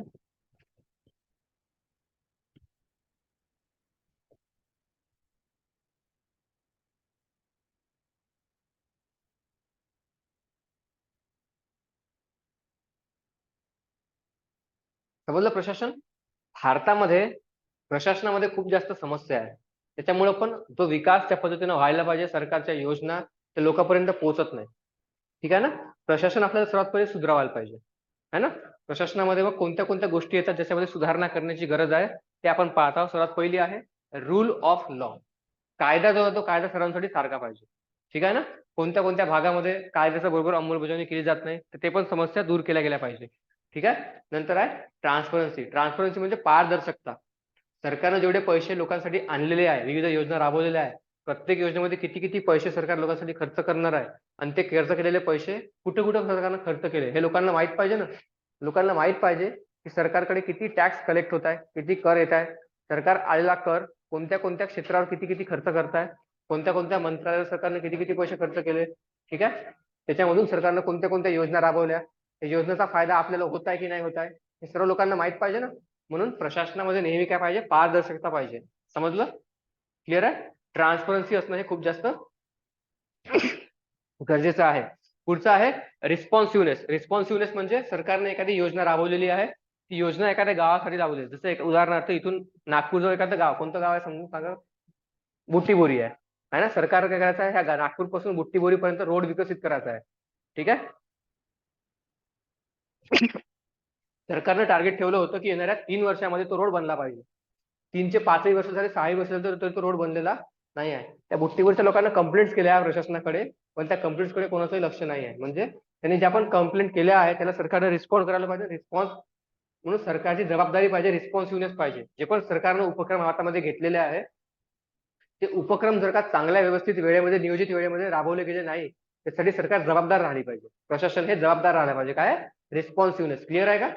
रूल ऑफ लॉ, नंतर आहे ट्रान्सपरन्सी, नंतर आहे रिस्पॉन्सिव्हनेस, आहे ना. जे पण ऍडमिनिस्ट्रेटिव्ह गोष्टी होत आहेत त्यांना योग्य पद्धतीने रिस्पॉन्स करण्याची गरज सरकारकडे आहे.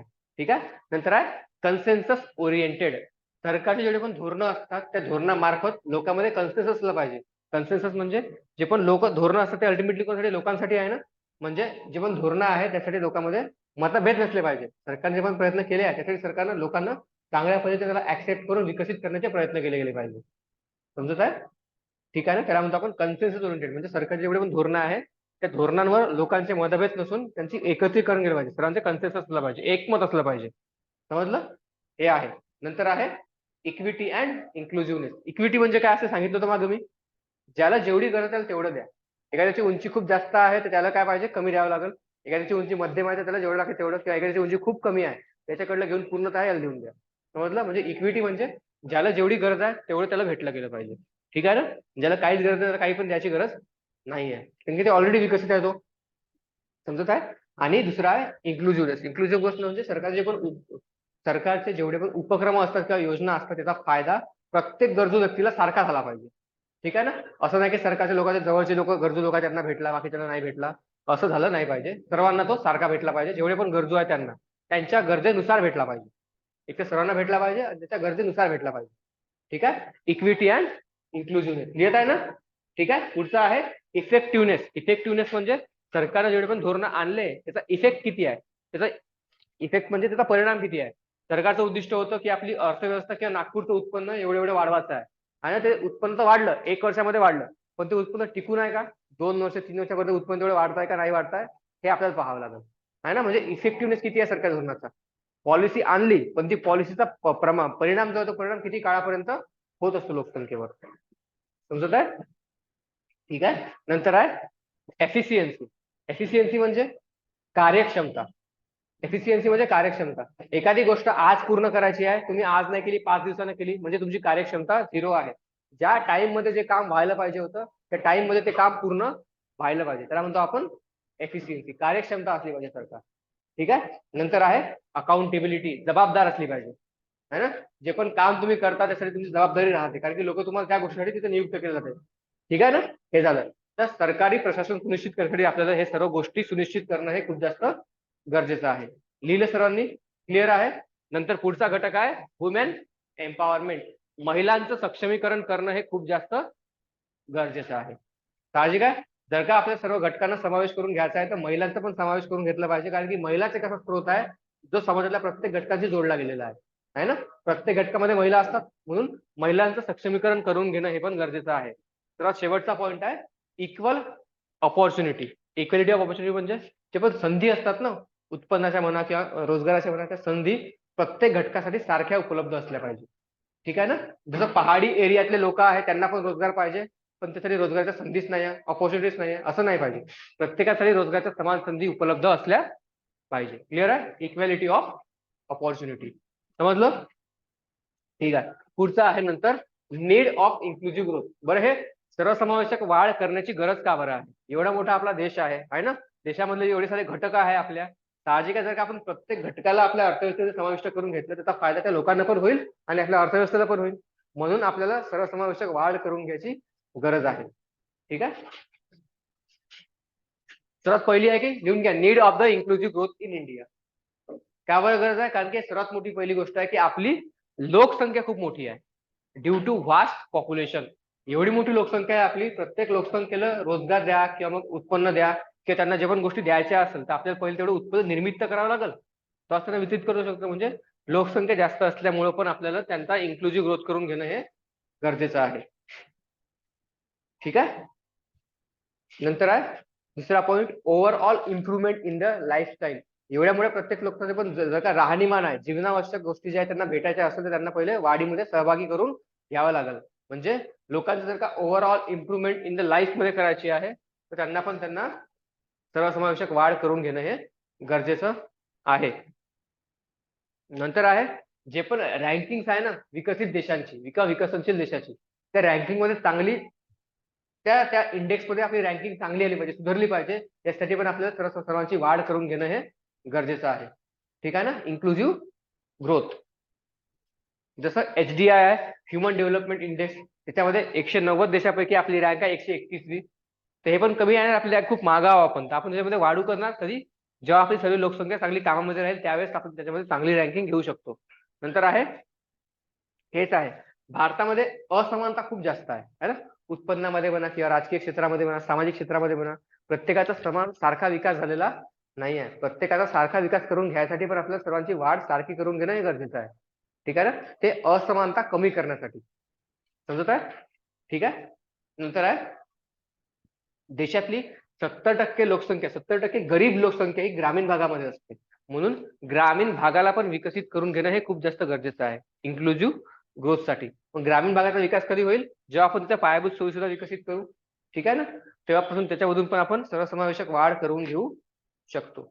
नंतर आहे कृषी क्षेत्र. जवळपास 58% जे पण आपला वर्कफोर्स आहे ना, कार्यक्षम समाजात तो कशामध्ये काम करतो, कृषी क्षेत्रामध्ये काम करतो है ना. 58% लोक आपल्या कृषी क्षेत्रामध्ये काम करते, पण आपल्या अर्थव्यवस्थेमध्ये फक्त त्याचं कॉन्ट्रीब्युशन किती आहे, 14% आहे है ना. हे खूप कमी आहे. म्हणून आपण कृषी क्षेत्रामध्ये लोकांचं कृषी क्षेत्रामध्ये काम करणाऱ्या लोकांचं उत्पन्न कशा प्रकारे वाढवू शकतो याच्यावर लक्ष केंद्रित केलं गेलं पाहिजे. ठीक आहे ना. चांगल्या चांगल्या नवीन नवीन तांत्रिक पद्धती आणा है ना, त्यांना योग्य बाजारभाव भेटा त्याच्या वस्तूंना. याच्यामुळे काय होईल, शेतकऱ्याचं उत्पन्न वाढेल आणि शेती क्षेत्र पण चांगल्या पद्धतीने विकसित होत जाईल. काय, जेवढं उत्पन्न आपल्या एका जमिनीमधून यायला पाहिजे तेवढं उत्पन्न आपलं येत नाही है ना. जे आपलं शेतीखाली जेवढं जमीन आहे ना, आपली ज्या भागामध्ये आपण शेती करतो त्याच्यामध्ये आपण जेवढं उत्पन्न काढतो ते आपलं प्रमाण खूप कमी आहे. कम्पेअर केलं चायना सोबत वगैरे कम्पेअर केलं आपण त्याच्यामध्ये, म्हणजे इतर देशासोबत जर आपण कम्पेअर केलं त्याच्या कम्पॅरिझन मध्ये आपलं हे उत्पन्न खूप कमी आहे. समजलं. ठीक आहे. नंतर आहे 92% जे आपले लोक आहे ना काम करणारे, ते कुठं काम करतात, अनौपचारिक क्षेत्रामध्ये. अनौपचारिक क्षेत्र म्हणजे असं क्षेत्र ज्याच्यामध्ये लोकांना रोजगाराची हमी राहत नाही. आज आहे उद्या राहणार आहे की नाही राहणार आहे ना. जर का महामारी आली किंवा मंदी आली असेल, त्या मंदीच्या काळामध्ये आम्हाला रोजगार भेटेल नाही भेटेल त्याची सुरक्षितता राहत नाही. कोणत्या क्षेत्रामध्ये, अनौपचारिक क्षेत्रामध्ये. औपचारिक क्षेत्र म्हणजे ज्याच्यामध्ये लोकांना पेन्शन भेटते, आरोग्य सुविधा भेटते, शिक्षण भेटते, सरकारी म्हणतात तुम्ही, सरकारी किंवा प्रायव्हेट एकदम चांगलं राहते ते, त्यामध्ये आपण औपचारिक क्षेत्र. ठीक आहे. जास्तीत जास्त लोक आपले कुठं काम करते, अनौपचारिक क्षेत्रामध्ये. आणि अनौपचारिक क्षेत्रातील लोकांना या सुविधा भेटत नाही. म्हणून त्यांना जर का सुविधा द्यायच्या असेल, त्यांना पहिले आपल्याला औपचारिक क्षेत्रामध्ये कन्वर्ट करायला लागेल. ठीक आहे. तेव्हाच त्यांचा सर्वसमावेशक वाढ होऊ शकतो. दुसरा शेवटचा आहे की जे गरीब लोकसंख्या आहे तर जर का आपल्या गरिबीच्या बाहेर काढायचं आहे, तर आपल्या सर्वांना आर्थिक वाढ करून घेणं गरजेचं आहे. सर्वसमावेशक वाढ करून घेणं गरजेचं आहे. हे सर्व आपण पाहिलं की आपल्याला इन्क्लुझिव्ह ग्रोथ किंवा सर्वसमावेशक वाढ करून घेणं का बरं गरजेचं आहे. ठीक आहे ना. आता पुढचं आहे, there are disparities among the region, state, sectors and communities. आपल्या देशामध्ये एवढी डायव्हर्सिटी आहे, त्याला काय म्हणतो आपण डायव्हर्सिटी मराठीमध्ये, विविधता आहे ना. विविधता म्हणजे भाग, राज्य आणि कम्युनिटी. संप्रदाय खूप वेगवेगळे आहे, राज्य वेगवेगळे आहे, नंतर राज्य, कम्युनिटी आणि सेक्टर्स जे पण क्षेत्र आहे ते सर्व वेगवेगळे आहे. प्रत्येक क्षेत्रामध्ये सारखा विकास नाही झालेला आहे, प्रत्येकाचा विकास वेगवेगळा झालेला आहे. तर उदाहरणार्थ पहिला पॉईंट आहे, राज्यांपैकी जे पण नॉर्थ ईस्टचे राज्य आहे आणि जे सेंट्रल आहे, आपला जो मध्य भारताचा भाग आहे किंवा मग ईशान्येकडचा भारत आहे, ह्या भागाची जी प्रगती आहे ती तेवढी झालेली नाही आहे. मध्य प्रदेश, झारखंड, छत्तीसगड हे जे राज्य आहे, राजस्थान, हे राज्य तेवढे विकसित झालेले नाही आहे. कशापेक्षा, गुजरात, महाराष्ट्र, तेलंगणा, तामिळनाडूपेक्षा. समजलं. म्हणजे भारताचे जे पण प्रदेश आहे ते प्रदेश पण सारखे विकसित झालेले नाही आहे. ठीक आहे ना. रिजनल डिस्पॅरिटी आहे, टाकलं का heading, regional disparities among the region, states, sectors and communities. प्रादेशिक असमानता आहे विविध क्षेत्रांमध्ये आपल्या. ते पण पहिला पॉईंट आहे की नॉर्थ ईस्ट आणि सेंट्रल एशियाचे बाकीचा प्रदेश ज्या पद्धतीने विकसित झालेला आहे त्या पद्धतीनं ईशान्येकडचा भाग, नॉर्थ ईस्टचा भाग आणि मध्य भारताचा भाग विकसित झालेला नाही आहे. ठीक आहे ना. त्यांना विकसित करणं हे गरजेचं आहे. म्हणजे त्या भागातले लोक आपल्या अर्थव्यवस्थेमध्ये समाविष्ट नाही आहे, त्यांना समावेश करून घ्यायचा आहे आपल्याला, रोजगार देऊन किंवा त्यांच्या पायाभूत सुविधा विकसित करून कशा ना कशा प्रकारे. ठीक आहे. पुढचा आहे रिलिजियस मायनॉरिटीज, जे पण अल्पसंख्याक आहे ना. अल्पसंख्याक म्हणजे मायनॉरिटी म्हणजे काय राहते, एखादा जर का व्यक्ती किंवा गट जास्तीत जास्त बहुसंख्य लोकांच्या कंपेअर त्याची संख्या कमी असेल तर, जसं भारतामध्ये 70 ते 75% लोकसंख्या काय आहे, हिंदू लोकसंख्या आहे. आणि त्यांच्या कंपॅरिझन मध्ये जर का एखादा धर्म किंवा गट कमी असेल त्यांना म्हणतो आपण मायनॉरिटी, अल्पसंख्याक. आपल्या देशामध्ये जवळपास 7 ते 8% लोकसंख्या जास्त आहे. 20 ते 25% लोकसंख्या अल्पसंख्याकाची आहे ना. त्यापैकी कोणते कोणते अल्पसंख्याक आहे, मग 6 अल्पसंख्याक आहे आपल्या देशामध्ये. सर्वात 6 धर्म आहे धार्मिक अल्पसंख्याक, मुस्लिम, ख्रिश्चन, पारसी, सिख, जैन आणि बुद्धिस्ट. हे 6 आहे. हे 6 आपले अल्पसंख्याक आहेत. त्या अल्पसंख्याकांना पण त्यांच्यामध्ये पण भेदभाव आहे. प्रत्येक अल्पसंख्याक समाजाचा सारखा विकास झालेला नाही आहे. जेवढा मुख्य लोकसंख्येत झाला, जे पण मेजॉरिटी लोकांचा झाला, बहुसंख्य लोकांचा झाला, तेवढा अल्पसंख्याक समाजाचा विकास झालेला नाही आहे. दुसरा आहे, अल्पसंख्याक 2 प्रकारचे असतात. एक आहे धार्मिक अल्पसंख्याक, दुसरा आहे भाषिक, है ना. त्याला म्हणतो भाषामध्ये, म्हणजे हा लिंग्विस्टिक मायनॉरिटीज. लिंग्विस्टिक मध्ये काय असतं, मग ज्यांची भाषा खूप विलुप्त आहे, कमी भाषा बोलणारे लोक, मग त्यांचा पण विकास करून घ्यायला पाहिजे आपण. जसं उदाहरणार्थ नॉर्थ ईस्ट मध्ये आहे ना, गोडो खासी जयंती वगैरे बोलणारे लोक आहेत, त्यांचा विकास झालेला नाही आहे, तर त्यांना पण विकासाच्या प्रवाहामध्ये आणायचा आहे. ठीक आहे ना. मायनॉरिटीचा पण विकास झालेला नाही आहे. ठीक आहे. पण असं आढळत आहे की मागच्या काही दशकांपासून राजकीय किंवा सामाजिक क्षेत्रामध्ये महिलांचा जे पण भागीदारी आहे ती वाढत चाललेली आहे. कशामुळं? पण ते पण कशामध्ये आहे की जे पण हे अप्रगत राज्य आहे त्यांच्यामध्ये वाढत नाही आहे. जे पण प्रगत राज्य आहे त्यांच्यामध्ये महिलांची भागीदारी अर्थव्यवस्थेमध्ये किंवा सर्वात जास्त प्रमाणामध्ये वाढत चाललेली आहे. ठीक आहे. तर याला आपल्याला काय करायला पाहिजे, ज्या भागामध्ये महिलांचा हस्तक्षेप किंवा भागीदारी नाही आहे त्या भागामध्ये टार्गेट करून त्यांच्यामधून महिलांची भागीदारी कशी आपण वाढवू शकतो याच्यावर प्रयत्न केला पाहिजे. पंजाब, हरियाणा महिला असून पण त्यांची भागीदारी अर्थव्यवस्थेमध्ये कमी आहे. ठीक आहे ना. याच्याकडे सरकारने जास्तीत जास्त लक्ष केंद्रित केलं गेलं पाहिजे. नंतर आहे पब्लिक हेल्थ इंडायसेस. आपले जे पण हेल्थ इंडायसेस आहे ना, आरोग्य सुविधा जे भारतामध्ये आहे त्या आरोग्य सुविधा एकदम कमी दर्जाचा आहे, लो क्वालिटीचे आहे. ठीक आहे ना. म्हणून त्यांना पण सुनिश्चित करण्यासाठी आपल्याकडे त्यांना इक्वली डिस्ट्रीब्यूट करण्याकडे लक्ष केंद्रित केलं गेलं पाहिजे. आरोग्य सुविधा प्रत्येक जिल्ह्यामध्ये, प्रत्येक राज्यामध्ये सारख्या आहे का? नाही आहे ना. जसं नागपूरमध्ये जेवढी पण हेल्थ फॅसिलिटी आपल्याला भेटते तेवढी चंद्रपूरमध्ये नाही भेटत, गडचिरोलीमध्ये नाही भेटत. म्हणजे प्रत्येक रिजन मध्ये सारख्या विकसित नाही आहे आरोग्य सुविधा. समजलं? हे तर महाराष्ट्रात सांगितलं. जे पण अप्रगत राज्य आहे त्यांच्यामध्ये तर खूप बेकार परिस्थिती आहे, बिहार, झारखंडकडे. ठीक आहे ना. नंतर आहे जे भारत आहे, भारतामध्ये जे पण आहे विकसनशील अर्थव्यवस्था, देशामध्ये जेवढ्या पण जगामध्ये जेवढ्या पण विकसनशील अर्थव्यवस्था आहे त्या जवळपास 52 विकसनशील अर्थव्यवस्थेमधून आपला क्रमांक किती आहे? 12वा आहे. ठीक आहे ना. म्हणजे आपण खूप कमी विकसित चांगल्या पद्धतीचे काम करत आहोत. हे रँक आपली चांगली पाहिजे होती थोडीशी. ठीक आहे. आणि सर्वात इम्पॉर्टंट पॉईंट, हे सर्व जेवढ्या पण गोष्टी आहेत चांगल्या पद्धतीने काम करून न घेण्यामागं एक सर्वात मोठं कारण आहे करप्शन, भ्रष्टाचार. भ्रष्टाचार पण आपण अर्थव्यवस्थेमध्ये कमी केला गेला पाहिजे. ठीक आहे ना. भ्रष्टाचार हा प्रत्येक राज्यामध्ये सारखा नाही आहे. काही काही राज्यामध्ये भ्रष्टाचार खूप जास्त आहे. तेच काही काही प्रगत राज्य, केरळ सारखे, सिक्कीम सारखे, यांच्यामध्ये भ्रष्टाचाराचं प्रमाण खूप कमी आहे. याच्यामध्ये पण काय आहे, रिजनल डिस्पॅरिटी आहे, प्रादेशिक विषमता आहे. ठीक आहे. ही पण कमी करणं गरजेचं आहे जर का आपल्याला सर्वसमावेशक वाढ करून घ्यायचा असेल तर. समजत आहे सर्वांना? हा, क्लिअर आहे? बरोबर होतं ना? स्लो होत आहे ना ते फास्ट होत आहे? आदेश फास्ट होत आहे का? समजत आहे सर्वांना? काय पाहतो आपण? टॉपिकचं नाव काय? Inclusive growth and issues arising from it. सर्वसमावेशक वाढ आणि त्या संबंधित समस्या. सर्वात पहिले पाहिलं की सर्वसमावेशक वाढ काय असते. नंतर काय पाहिलं?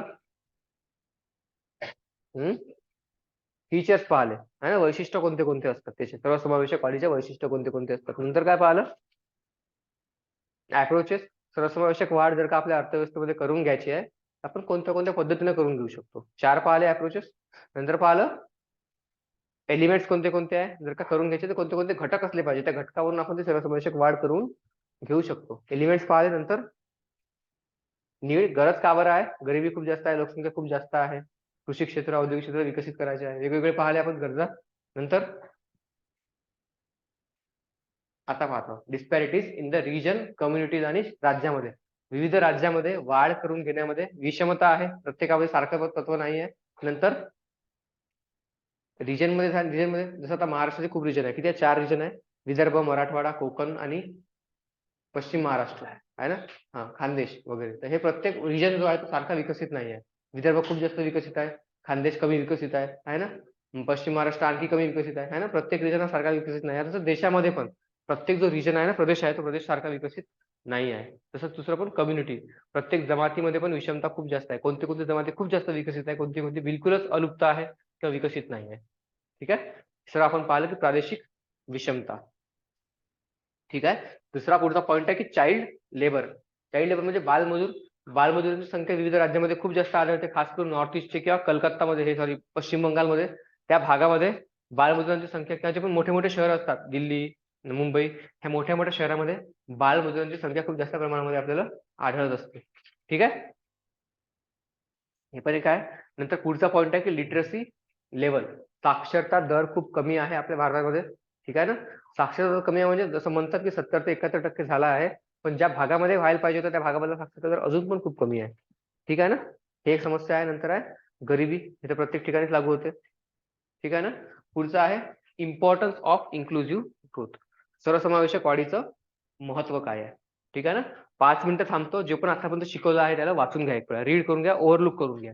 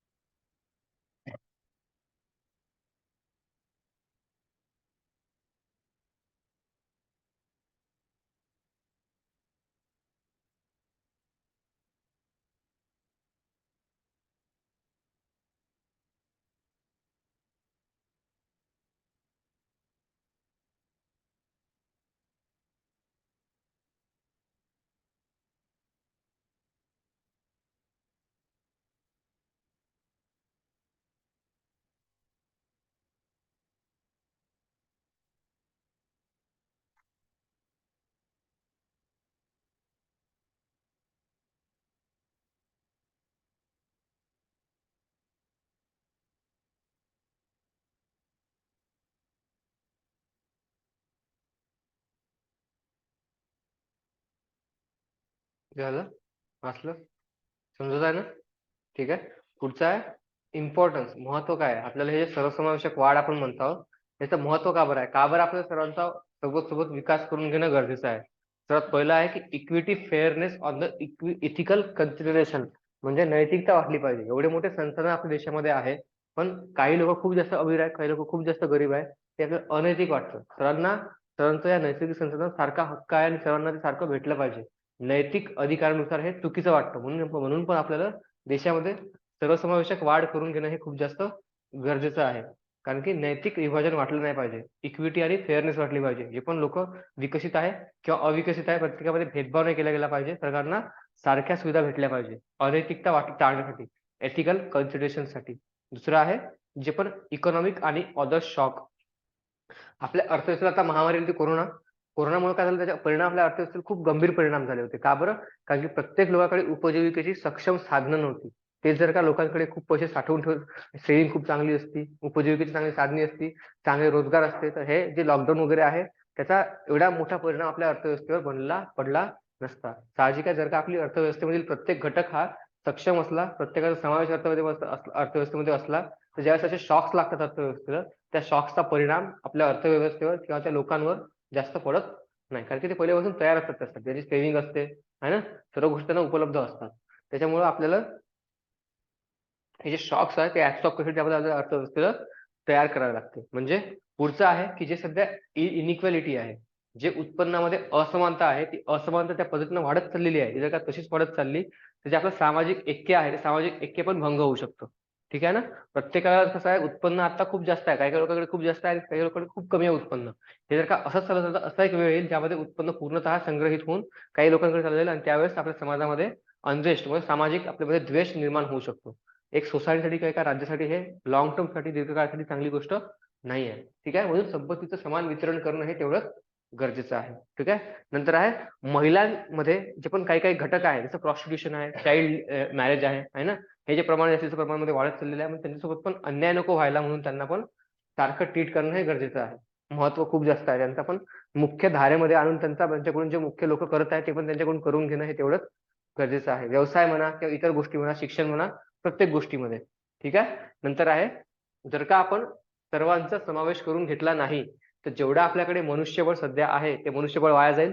जसं चीननं करून घेतलं होतं, त्यांच्याकडे पण मनुष्यबळ होतं, तर प्रत्येक मनुष्यबळाचा व्यापार त्यांनी अर्थव्यवस्थेमध्ये करून घेतला, म्हणून त्यांची अर्थव्यवस्था एवढ्या मोठ्या गतीने वाढली आणि एवढ्या मोठ्या ह्याच्यावर पोहोचलेली आहे. पण आपल्याकडे जे मनुष्यबळ आहे सध्या, आपण जर का त्या मनुष्यबळाचा वापर करून घेतला, त्याचा समावेश करून, तर ते मनुष्यबळ आपलं काय होईल, वेस्ट होणार, वेस्टफुल रिसोर्सेस होऊन जाईल. त्याच्यामुळे त्यांचा आपण व्यवस्थितरित्या वापर करून घेतलं गेलं पाहिजे. नंतर आहे, जर का हे असंच असमान वितरण जर का वाढत गेलं तर जे पण राजकीय समतोल आहे, तो राजकीय समतोल भंग होऊ शकतो. सामाजिक अनरेस्ट, सोशल अनरेस्ट पण पैदा होऊ शकतो. जसं उदाहरणार्थ काही काही जाती आहे ना, महाराष्ट्रामध्ये मराठा आहे, राजस्थानमध्ये हरियाणामध्ये जाट आहे ना, गुजरातमध्ये पाटीदार आहे. ठीक आहे. हे काय करताय आता, आरक्षण मागत आहे. आरक्षण कोणासाठी असते, समाजातले जे पण दुर्बल घटक असतात, ज्यांचा खूप काळापासून शोषण झालेलं आहे, अशा लोकांसाठी आरक्षण असते. मग हे जे लोक आहे मराठा, हे हरियाणामध्ये जाट लोक, याचं कधी शोषण केलंय का कोण, ह्या लोकांनी कोणाचं तरी शोषण केलेलं आहे ऑलरेडी. ठीक आहे ना. मग जेव्हा हे लोक रोजगार म्हणजे आरक्षण मागत आहे, याचं मागचं कारण काय राहू शकते, यांना रोजगार भेटत नाहीये, बेरोजगारी भेटत आहे, किंवा यांना उत्पन्न कमवत नाहीये, किंवा यांच्याकडे जे उत्पन्नाचे साठे होते, पिढ्याने पिढ्या साठवून ठेवले, ते आता संपत आलेले आहे. ठीक आहे ना. म्हणून यांना रोजगारमध्ये आरक्षण पाहिजे. ठीक आहे. याच्यामुळे काय होतं, आपल्या समाजाचा जो समतोल होता, समतोल तुटून चालला आहे ना, समजलं. हे पण चुकीचं आहे. याला पण नियंत्रित करण्यासाठी सरकारने काय केलं पाहिजे, सर्वांना समान संधी उपलब्ध करून दिल्या पाहिजे वाढीच्या. क्लिअर आहे.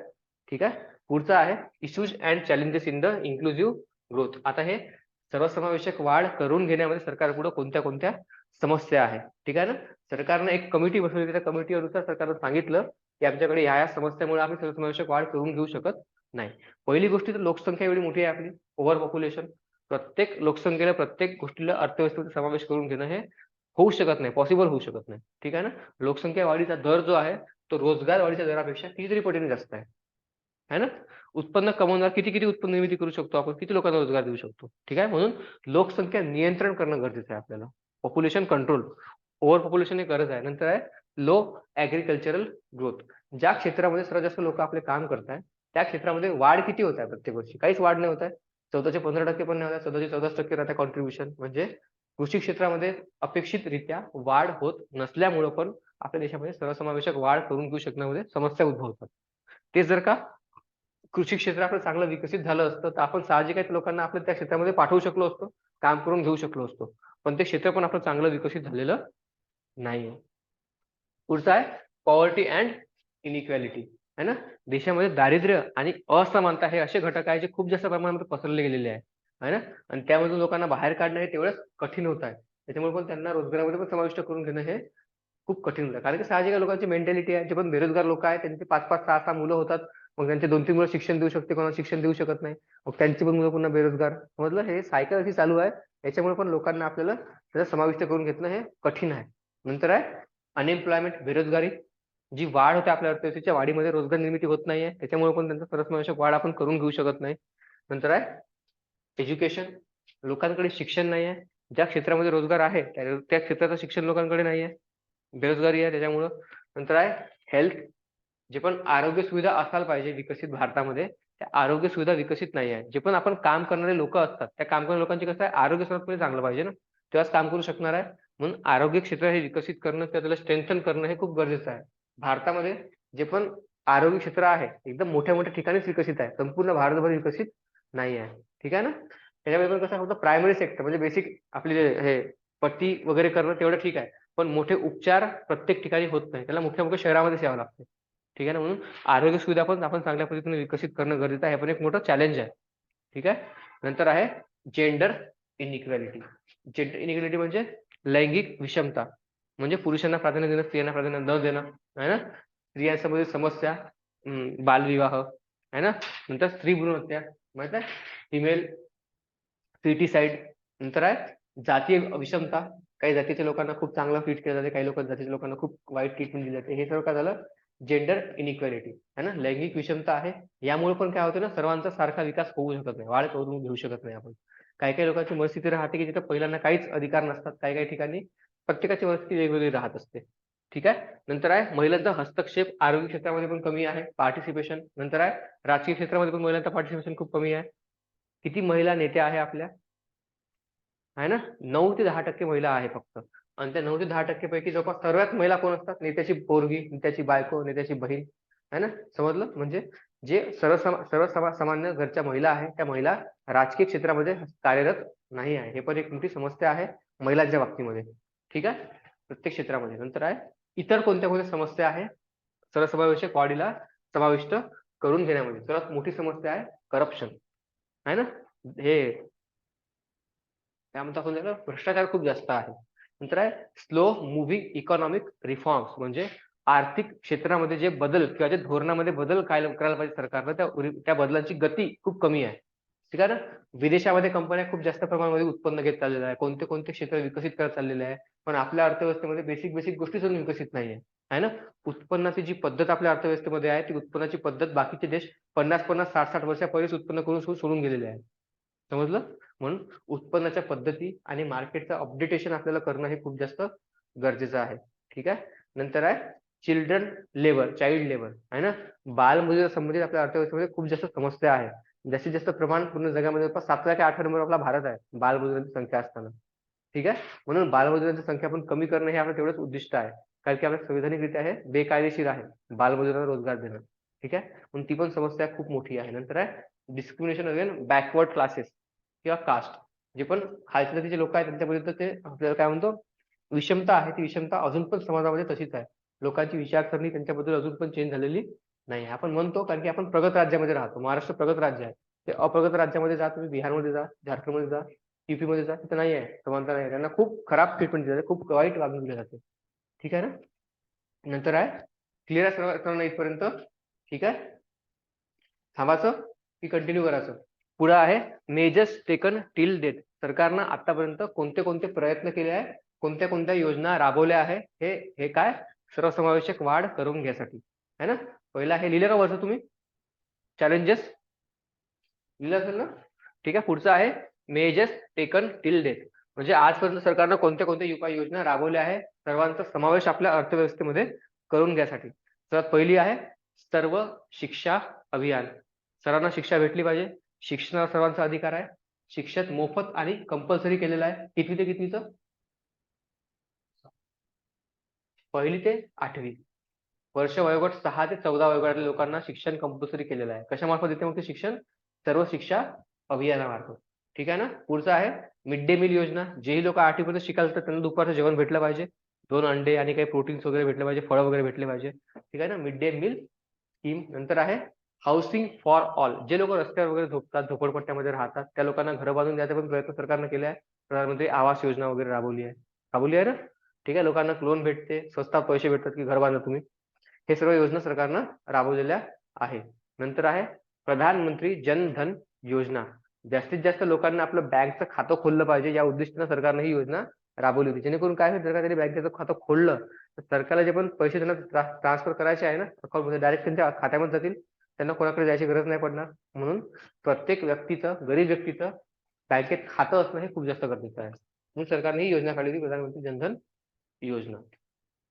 नंतर आहे नॅशनल सोशल असिस्टन्स प्रोग्राम.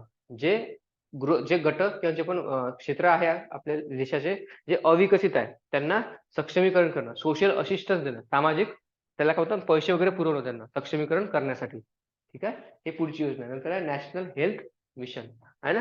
प्रत्येक आपल्या लोकांचं आरोग्य हे सक्षम असलं पाहिजे, म्हणून त्यांना प्रत्येकांना आरोग्य सुविधा उपलब्ध करून देण्यासाठी प्रत्येक गावामध्ये एक प्राथमिक आरोग्य केंद्र उभारणं याचे प्रयत्न सरकारनं या योजनेमार्फत केले आहे. National health mission. समजत आहे. ठीक आहे. पुढचं आहे राष्ट्रीय स्वास्थ्य सुरक्षा योजना. स्वास्थ्य सुरक्षा म्हणजे तुम्ही हेल्थ इन्शुरन्स वगैरे काढू शकता. आहे ना. जर तुझं स्वास्थ्य खराब झालेलं आहे, हे सर्व काढणं सरकारनं प्रोत्साहित केलेलं आहे. नंतर आहे राष्ट्रीय प्रधानमंत्री जीवन ज्योती विमा योजना. आहे ना. कधी कधी तुम्ही एखाद्या क्षेत्रामध्ये काम करत असता, त्यात तुम्हाला काही पण धोके निर्माण होऊ शकतात. म्हणून सरकारनं प्रत्येक व्यक्तीचं विमा असला पाहिजे, याच्याकडे सरकारनं प्रयत्न केलेले आहे. नंतर आहे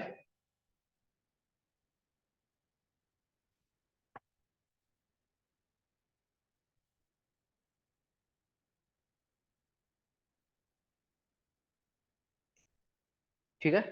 नंतर कोणतं आहे राष्ट्रीय स्वास्थ्य सुरक्षा जीवन ज्योती विमा योजना. Skill India, make in India, digital India. Skill India म्हणजे भारतातील जे पण क्षमता वर्ग आहे, वर्कफोर्स आहे आपली 15 ते 59 वयोगटातली, त्यांच्याकडे ज्या पण कौशल्याची कमतरता आहे, जे कौशल्य कमी आहे ते कौशल्य त्यांना देणं. दुसरं आहे make in India. Make in India मध्ये काय असते, आपण प्रत्येक विदेशातील कंपनीला प्रोत्साहित करतो की तुम्ही भारतामध्ये या, तुम्ही तुमच्या पदार्थाची असेंब्लिंग भारतामध्ये करा, जेणेकरून काय होईल तुम्हाला आम्ही कमी दरामध्ये आपण मनुष्यबळ उपलब्ध करून देऊ. ठीक आहे. त्याच्यामुळे काय होईल, ते लोक येतील, उत्पन्नाची मॅन्युफॅक्चरिंग करतील आणि आपल्या लोकांना रोजगार भेटतील. मेक इन इंडिया, भारतामध्ये येऊन तुम्ही गोष्टी बनवा. ठीक आहे ना. जेणेकरून त्याचा फायदा आपल्या देशातल्या बेरोजगार लोक त्यांना भेटला पाहिजे. ठीक आहे. नंतरची आहे डिजिटल इंडिया. आजकाल तर हे जग आहे, धावतं जग आहे, त्याच्यामध्ये काय डिजिटल गोष्टी खूप जास्त प्रमोट केल्या जात असतात. म्हणून लोकांना डिजिटल शिक्षण, डिजिटल लिटरसी प्रोव्हाइड करणं हे या योजनेचं उद्दिष्ट होतं, डिजिटल इंडियाचं. नंतर आहे मी तुम्हाला जेव्हा प्रशासन सांगितलं होतं, प्रशासन माहित आहे ना, सांगितलं होतं प्रशासनामध्ये सांगितलं होती ट्रान्सपरन्सी सांगितली होती, पारदर्शकता असली पाहिजे, सांगितली होती ना. ट्रान्सपरन्सी, पारदर्शकता असली पाहिजे प्रशासनामध्ये. तर ते पारदर्शकता कशी सुनिश्चित करणार आहे आपण, राईट टू इन्फॉर्मेशन ऍक्ट. माहित आहे, माहितीचा अधिकार. सरकारनं कोणते धोरण केले, किती किती पैसे घेतले, कोणाकोणाला दिले, कुठं कुठं कोणता कोणता खर्च केला, हे सर्व आपल्याला विचारू शकतो सरकारला. कशामधून, माहितीच्या अधिकारामधून. म्हणून माहितीच्या अधिकाराला सक्षम करणं पण सरकारनं चालू केलेलं आहे. नंतर आहे सरकारनं विविध बँका ग्रामीण क्षेत्रामध्ये नवीन प्रकारच्या बँका उपस्थित करण्याची खोलण्याची प्रयत्न केले. त्याच्यामध्ये panchayat bank, small finance bank, जेणेकरून ग्रामीण भागातील लोकांना जे म्हणजे रोजगार निर्मिती करायची आहे किंवा नवीन गोष्टी विकसित करायच्या आहे, त्यासाठी प्रोत्साहन भेटलं पाहिजे. योग्य फंडिंग किंवा पैसे वगैरे त्यांना व्यवस्थित वेळेवर उपलब्ध राहिले पाहिजेत. ठीक आहे. नंतर आहे रुरल इलेक्ट्रिफिकेशन. ग्रामीण भागामध्ये वीज पोहोचली पाहिजे, ते वीज पोहोचण्यासाठी सरकारनं विविध प्रकारच्या योजना राबवलेल्या आहेत. ठीक आहे ना. नंतर आहे उज्ज्वला योजना वगैरे होती, त्याच्यामध्ये उजाला योजना, ज्योती योजना. है ना. नंतर आहे एम्प्लॉयमेंट जनरेशन प्रोग्राम. ज्या लोकांना रोजगार भेटत नाही त्यांना कमीत कमी 100 दिवसात रोजगार भेटला पाहिजे, त्यासाठी सरकारने ही महात्मा गांधी मनरेगा योजना चालवलेली आहे. ठीक आहे. नंतर आहे गरीब कल्याण योजना. गरीब कल्याण योजनेमध्ये ज्या पण लोकांचा रोजगार कोरोनामध्ये गेला आहे त्या लोकांना सरकार रोजचे पैसे देत असते. नंतर आहे श्रमेव जयते. श्रमेव जयते म्हणजे जे पण लोकल वेंडर्स असतात ना, रस्त्यावर काही लोक असतात, त्यांना जर का एखादं कर्ज पाहिजे असेल, एखादा स्टॉल टाकायचा आहे मोठा, ते फंडिंग या श्रमेव जयते मधून सरकार त्यांना देत असते. समजलं? ठीक आहे. इन्क्लुझिव्ह ग्रोथ मध्ये तर आपण आज थांबू इथं. की करायचा कंटिन्यू बघा.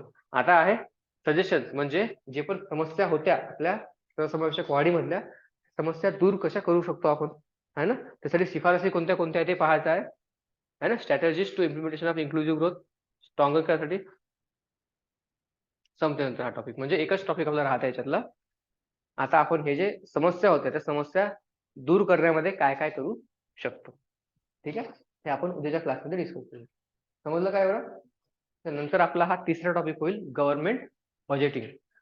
प्रिलिम्सच्या हिशोबाने तो टॉपिक महत्वाचा आहे, तो कन्सेप्च्युअल टॉपिक आहे, ठीक आहे ना. तो आपला बहुतेक उद्या स्टार्ट होऊन जाईल, ठीक आहे ना. तर आपण उद्या भेटू 6 वाजता, ठीक आहे. आणि हे झालं ते वाचून घ्या.